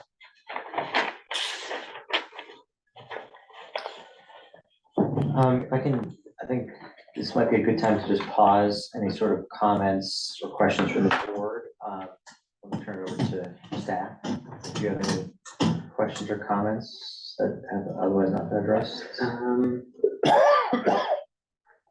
Most of my comments have been addressed. Just curious, are you seeking any waivers from state level variances and going through that process or fully compliant? Fully compliant, even if I wanted them, there's no specific waiver process for it, so. So no, there's no relief as it relates to affordability or our plan, so, the design will need to meet state standards for both. Oh, no, go ahead. No, this really applies to us, it's strictly out of our control. Yeah, just wanted to, Just to know. just to know. Yeah. Yeah. And I can ask Don, can you hear me? Don Provencher, I can, yep. how'd I do? I'll look at you at the beach. Jeez. We should have had our meeting there. I did, so, how'd I do for, water and wastewater 101? Good enough, Mark. Okay. He's gonna I want fire my you. money back. He's gonna fire you. You don't need him now. How come it's not dark there? I think, no, he's in New Hampshire. Yeah. He's dreaming, I know he's going to Spain in the What part of fall, New Hampshire is so. that? Let me, to the extent that anyone's here, either in person or attending by Zoom in an official capacity representing any of the other commissions or boards, any comments, questions? All right, in that case, I'll just take a moment and open up for any limited public comment on any of these topics. Just a quick reminder, to please state your name and your address, and please keep your comments or questions to the specific topics that are sort of being discussed today. I'll open it up to the folks who are here in person in the room, if you have any questions or comments. I have one question. It's Sure. Helen Ham, 21 Cross Street. I know there's a wetland, a small wetland area, you know, the bottom of our hill down. It's not ours. I mean, it's on the course. And I just wondered, what, if anything, are you doing with that? Is it just gonna stay the way it is? It's fine either way. I just Yeah, curious. it's pretty much gonna stay, the way it is. That was recognized as part of, with the Conservation Commission, we've done what's called a ORAD, I believe. So we flagged all the wetlands on the site. They went out, they inspected them, made sure that they'd agree with them. So that is a resource area that we're mindful of and that we're working around, so. And you'll just basically be leaving them alone. Yeah, those we're not touching, we're not going into any wetlands. There's that one little finger that, there is, we have the trail that'll be going around. I think there's Right. one finger that we need to cross. So we'll probably need to do some type of elevated boardwalk there so that we're not impacting it. But we'll work that out in conjunction with the Conservation Commission with an order of conditions for that, as well as, all the other wetlands. They're, kind of scattered around the perimeter of the site. The interior, we really don't have any to deal with. But that we will need to get an order of conditions from them. Again, we'll kind of wait to get further along, get stormwater, make sure that we're all on the same page in terms of the plan or any changes that are gonna be done before we start with them, so it's not a start and stop process, so. And one thing just to point out, actually, at our next meeting, which will be on April 8th, with respect to Stow Acres, stormwater and wetland permitting is actually the designated topic for that night. So, not trying to cut off the discussion necessarily, but to the extent that also you have, further questions or concerns, Conservation Commission will also specifically be invited at that meeting as well. So I would definitely encourage you to attend that to hear more about it. too. Yeah, and I know they're working on their comments now. We've been Correct. Talking about some stuff, so, I'll be talking with them, I think next week or something. Oh, excellent. Informally, just to, answer any questions, see if there's any big things that they're concerned about. So, we can have a substantive meeting on the 8th after that review has been done. Excellent. Anything else from folks who are in the room? No, great. Any public comments, questions, concerns from folks on Zoom? Oh, there was a hand. Alan Fierce. Yeah, I'm on the ORS board, which is the nonprofit organization that kind of looks out for the Assabet, Sudbury, and Concord rivers. On the wastewater discharge, we're happy you're using ground discharge there. And not something directly to a water body, but how far away from the closest water body are you with that ground discharge? And actually, before you answer that, I'm sorry, Alan, can you just state your full name and your address so we have that? Sure, Alan Fierce, Fierce, 284 Red Acre Road in Stow. Excellent, thank you. I'd have to look at it specifically, and I'm just doing it kind of visually from this plan. If we're looking at, you know, some of the standing water, either to, you know, this dog bone pond, which is probably the larger one that's in proximity. If this is at 100 feet, I would say we're roughly 600 feet-ish. There's some smaller water and wetlands up along the edge of the property line that I say we're probably, you know, 300 to 400 would be the closest. So I'd say that would be it, probably, you know, I think the closest is probably 400 and up, you know, and up. So now I would say nothing in the immediate proximity to it. Do you know what direction the groundwater is flowing? I know a guy that does. I think it's generally flowing this way, but Don can clarify. Yeah, so the groundwater is flowing from the leach field towards Elizabeth Brook, as you probably would expect. There's sort of a little bit of a local high established by the mound itself, but generally it's going both ways, actually. It's Some's going this northerly. way, some's going this way, and maybe I'm thinking surface drainage, but yeah. So I don't know if I cut you off, Don, I'm sorry.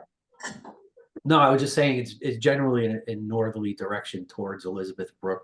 There's another smaller component that's flowing more to the sort of east, southeast. There's a little wetland over there that is abuts, I think, Butternut golf courses over there. So there's a little bit of a component that goes that way. So the leach field itself kind of creates its own sort of high point when you add the mound onto the groundwater elevation, which I believe is about a 3-foot mound. Great, thank you. Any other public questions, comments, concerns at this point? I will take silence as well. Any other questions or comments from board members on these particular topics? I don't think so. For presentation. All right. All right, well, thank you. I appreciate the time, and thank you, Don. We'll go back to the fine warm winds of Lake Winnipesaukee, where the palm trees blow. Not that I'm used to this. It's a little cold on the back. That's right, that's right. And so, to the extent that anyone does have any additional comments or concerns, whether you're live or watching our recording, as always, we encourage you to submit questions and comments, which we can always reference later on, even about this topic or future topics. So with that, we have a few other issues to discuss with respect to this topic. The first would be the discussion and selection of a traffic study peer review. Just to reset everyone, we had selected a peer review vendor, but without the traffic study component. Michael and the town staff have sought additional estimates. We've received 2, and one from Bayside and one from Green International Affiliates. I'll open the floor up for any comments or thoughts. I've got some, but I'll wait to hear from others first. So I do have a comment, a thought. So the peer review will essentially look at what's already been done and provide whatever feedback, comments, conditions. What I am concerned about, though, is in the study that was provided by Mark's team, there's a statement in there that says that they excluded or did not include any traffic that may have been produced as a result of the golf course traffic, right? What page number? So in the section of that study, it's labeled page number 9, but it's probably like 25 pages into the study. And I know that they allude to seasonal adjustments in the study, but the study was done in November.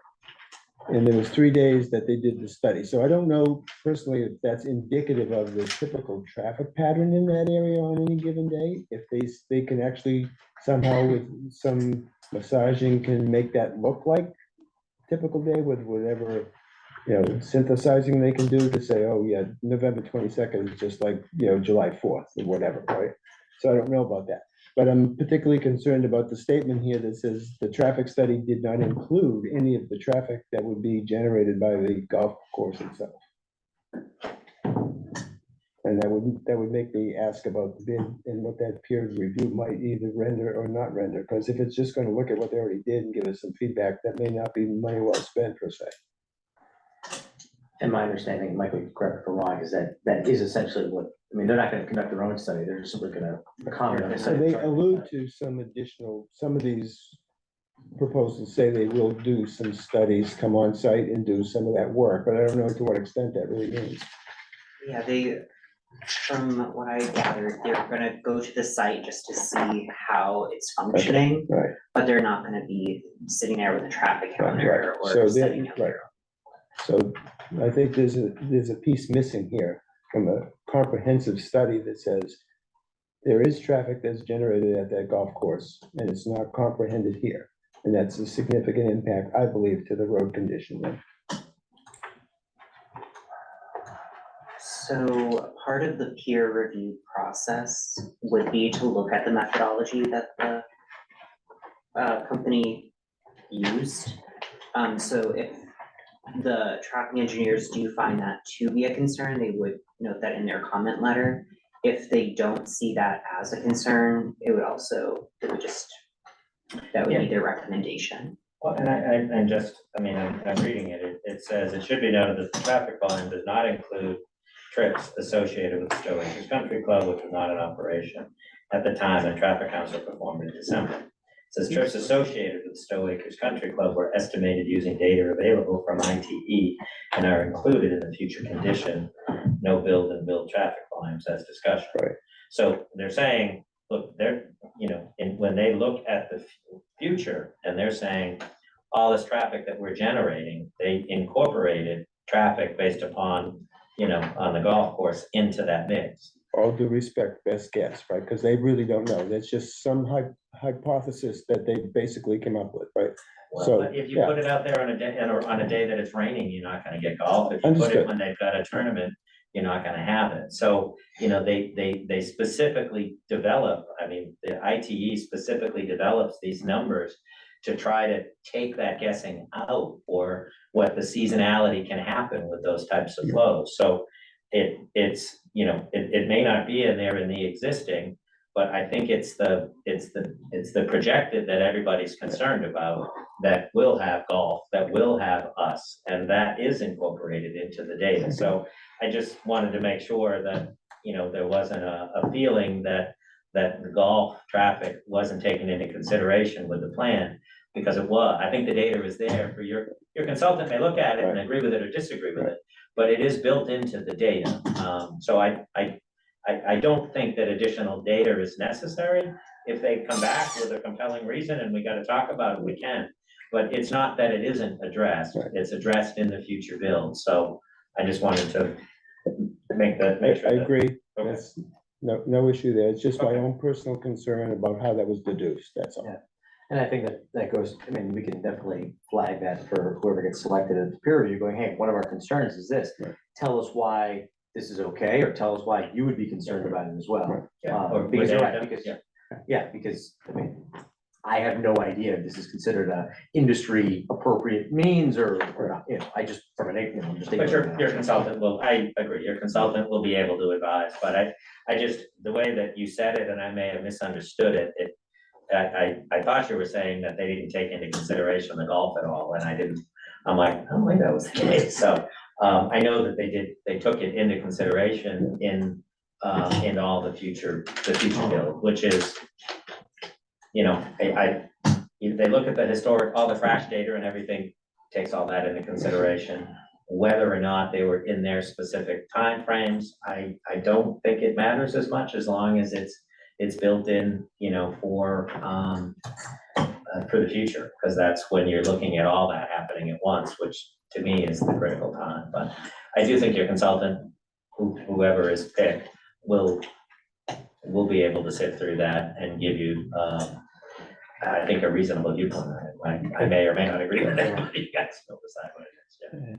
Yeah. Don't forget, he's not gonna fix the problem, it's got to be the selectmen and highway department to fix any problems that are there. So they almost have to do their own stuff and decide what to do with the streets, because it's a mess there as far as getting Yeah, around. it warrants some attention, that's No, and not I a high think the traffic traffic area. is very important, that's why I'm not, I really am not trying to minimize anything, I completely agree. Yeah. One question I have for you, Michael, is, and I'm sorry, does the town have any experience working with other these vendors? We do not have any experience working with Bayside Engineering. They were recommended by Dillis and Roy. They resubmitted theirs, about $2,000 less than they originally did. But And then $500 Green International is currently working on Yeah. concept plans for Track Road to make that a multi-use path. And they've completed some other work recently with the town. So they are familiar. Okay. The one thing for folks, just one thing I noted is the Bayside estimate included a letter report summarizing the results, but then we'd have to pay extra if they want to attend a meeting. In person. Well, In the other person. one's Zooming.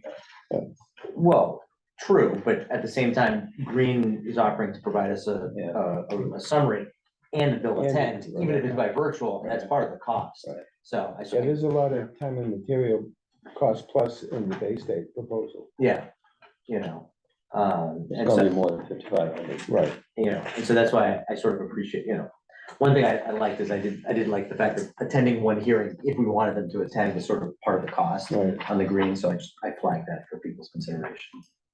So, any other, any thoughts, questions, thoughts, comments, questions for Michael in terms of these particular estimates? Well, you mentioned Bayside would attend one meeting, is that right? No, they will, but we have to pay for that extra. That's time and material. Oh, if they attend the one meeting, okay, because with Green, they said they will attend one That's right. meeting. Yeah, bottom of page 2 for Bayside. They will attend project public meetings as requested. These public meetings or hearings will be invoiced at their standard hourly rates, They're just cheaper than Bay State. you know, They said, copy attached. And it's gonna be on an hourly basis. They could take rate schedules there. Yeah. They're at various dollars an hour.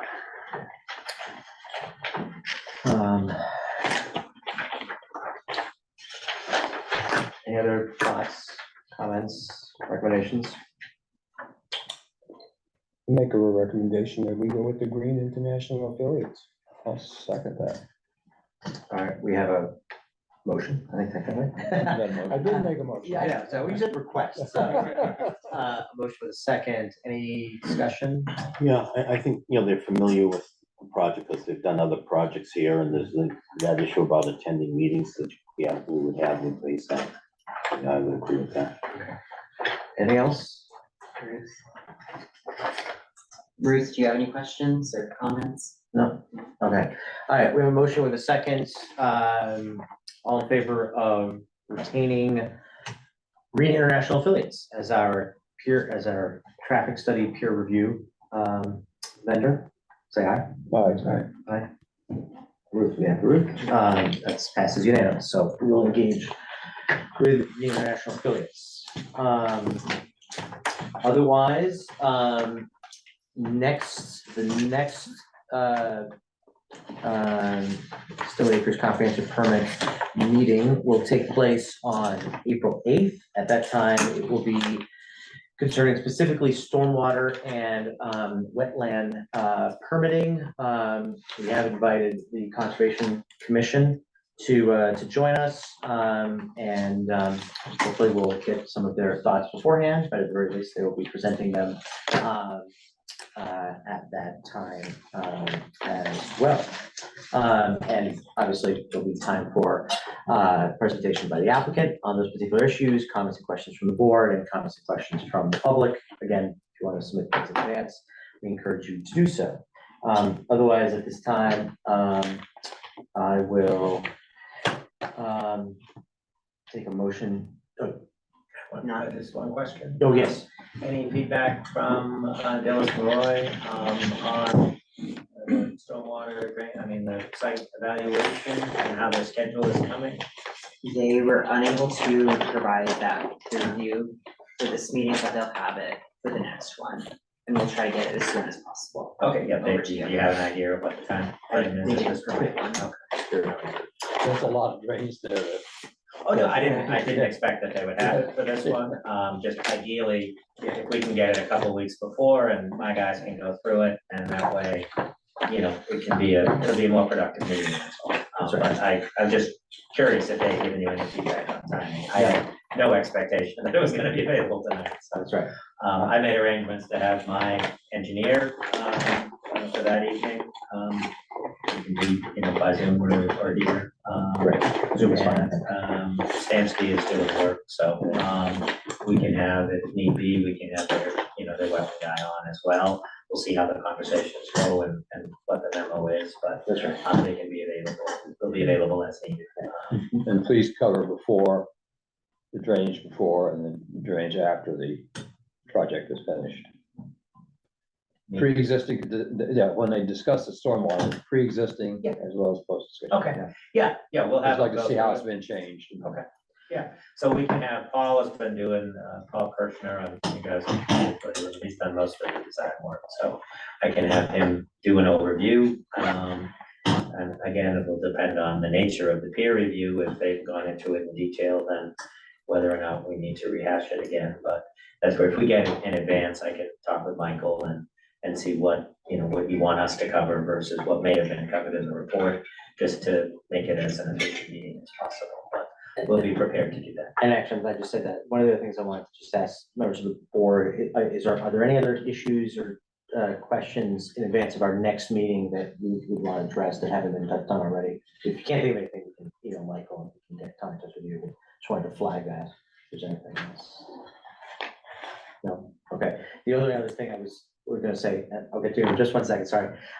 It's just a reminder for other folks who might be listening. After April 8th, May 6th will be the meeting to talk about mobility, which will be including traffic. June 3rd, the ownership structure, affordability and integration, and July 8th will be sort of the miscellaneous wrap up, anything that we may have missed. I can't necessarily say we'll be able to answer your question, but yes, go ahead.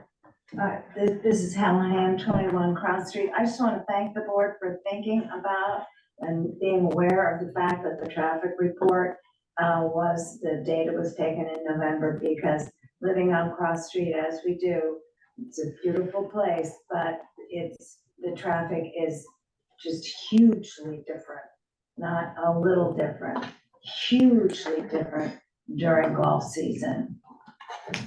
So thank you for taking that note of that. You're welcome. So I have a question for Kathy. Oh, yes, Kathy. Hi, thanks. I just wanted to mention that the Conservation Commission is going to be meeting with Mark in advance of the next meeting with the ZBA. So we will be getting you some written comments in advance. I'm happy to talk more about process or procedure if that's desired. Awesome, excellent. A reminder to members of the board, again, to sign up for a site visit. I know Michael, during the course of the meeting, did resend the link to everyone, so it should be at the top of your mailboxes. That would be great. And otherwise, I think we just need to get a signature to continue. I have it written as 7:30 because I wrote it before. Do you want to have two at 7:30 and It's push fine. this one? It's fine. Okay. So, we're good? Okay. Yes. Just be here on time. Yeah. It's 7 minutes to burn. Come on. What is today? The fourth? Okay. Yes.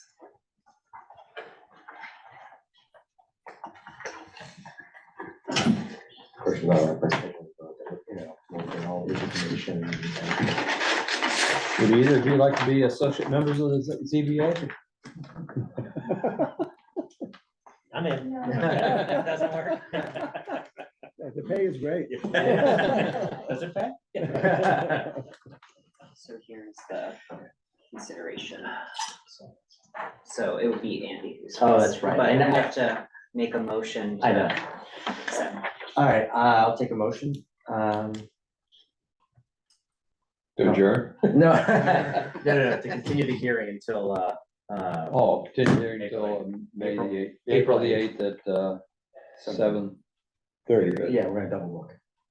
We got a second? Second. Awesome. We have a motion, we have a second. Any discussion? Hearing none, all in favor? Aye. Aye. Motion passes. All right, so the hearing is now continued until April 8th at 7:30, so we will discuss stormwater management and wetland permitting. With that, I think that's it. With that, I'll take a motion. I'll make a motion that we adjourn the meeting at 9:12. Second. I'm sorry, Ruth, you got beat.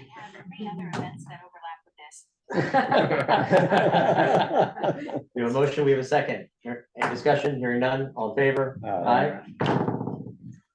This meeting is adjourned. Thank you, everybody. Hello. Thank you. thank you.